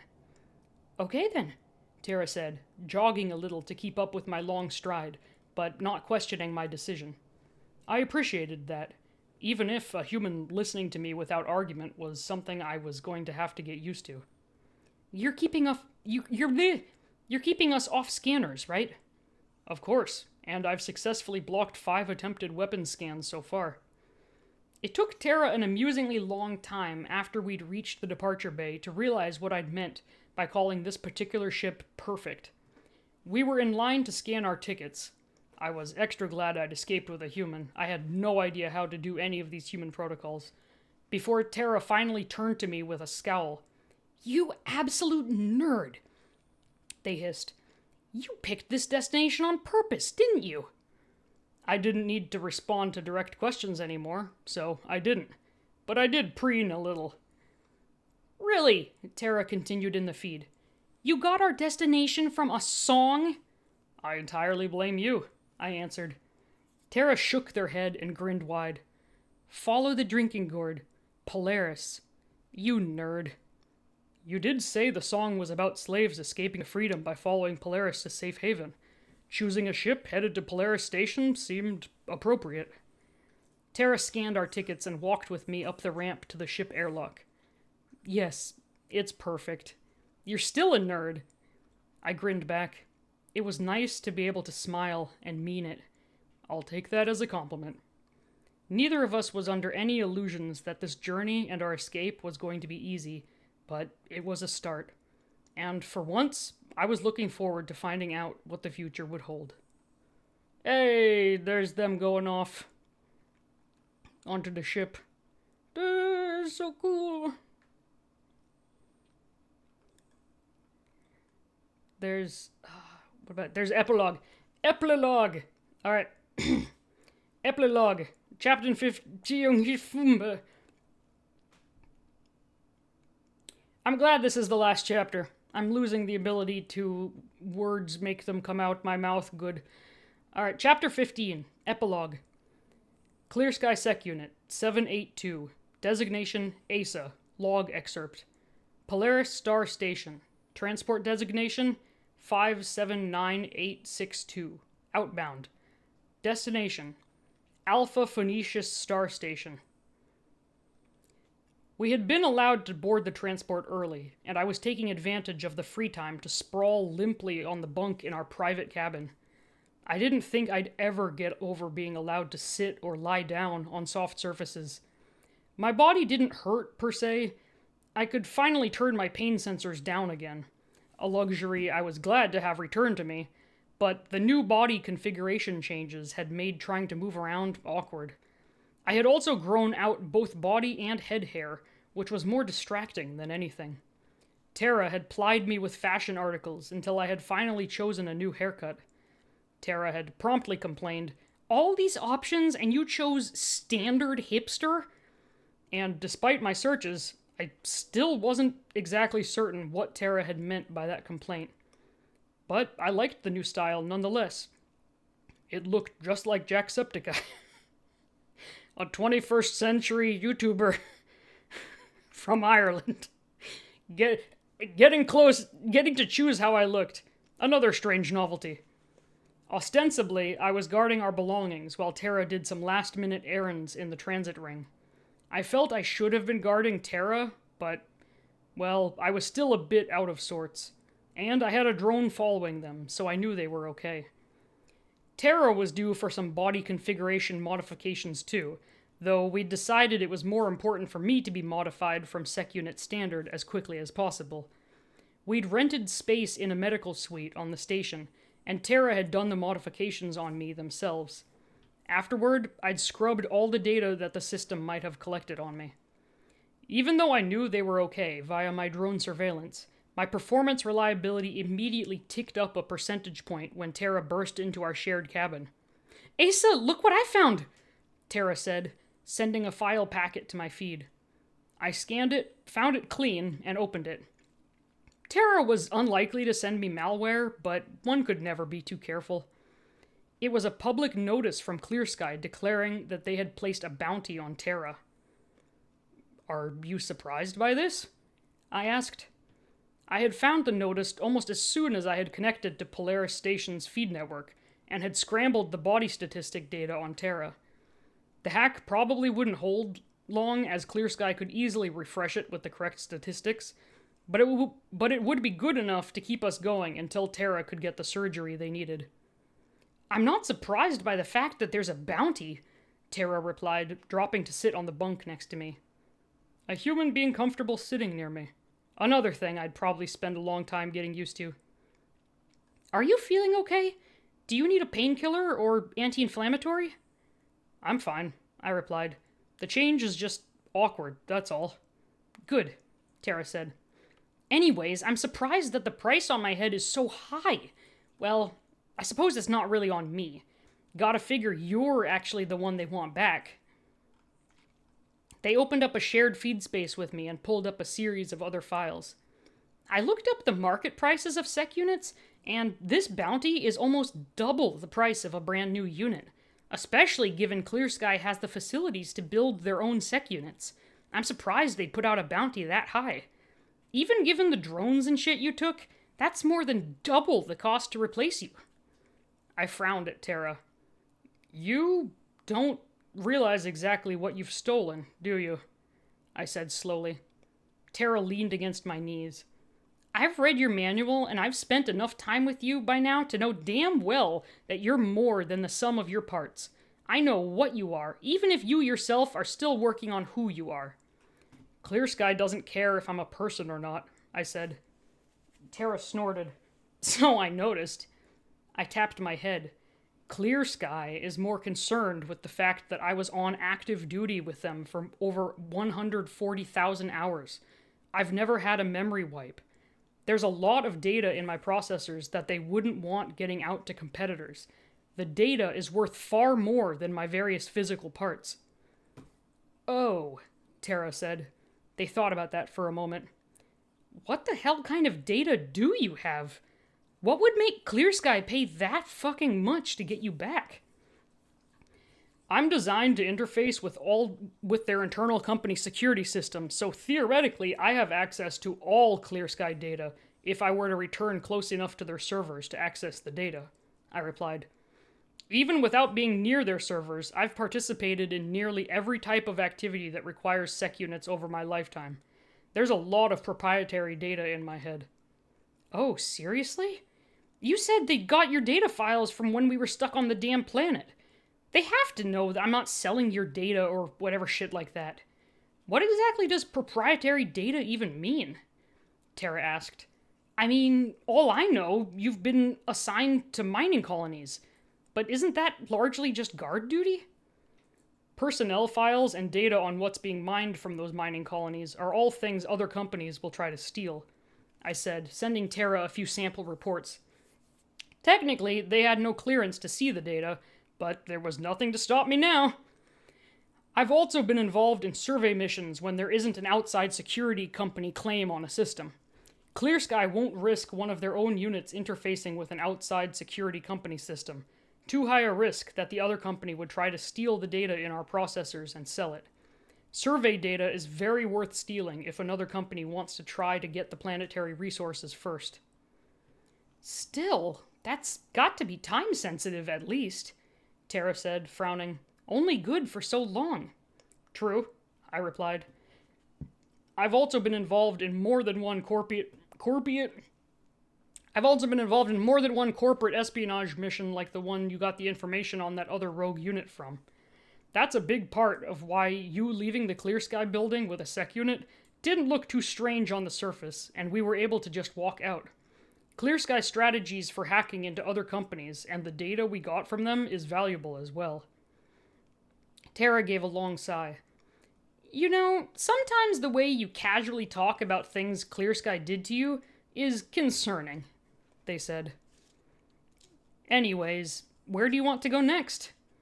Tara called up a map of the galaxy in our feed space, closing out quotes for sec unit manufacturer and purchase. They grinned. We've got the whole galaxy to explore. Some good images here of Asa picking something. And then this picture, which is the reason why I think they look like Jacksepticeye. Ah, well, hell. Alright, yeah. This picture. Asa rocking the new homework. Not homework. God, I need sleep. New haircut. If you've noticed, the lighting in my room has gotten progressively worse. This is a good thing from this. At the beginning. Alright. Thank you all for listening. Oh my god. Maxie, we finished the first one of these. Come here. Come here, dog. Ugh. Oh. My good doggy. He's my good doggy. He is, yes. Alright, thank you all for watching. If you want more, there's a sequel to this. The link to the original fic is in the description. And if enough people want me to read the sequel, I will absolutely do that. Yeah, my next man. You're a good boy, you've just been sleeping this whole time, huh? You can sleep through me shouting really loud. He's gotten very used to that. He'll sleep right through it. Alright, thank you all for watching.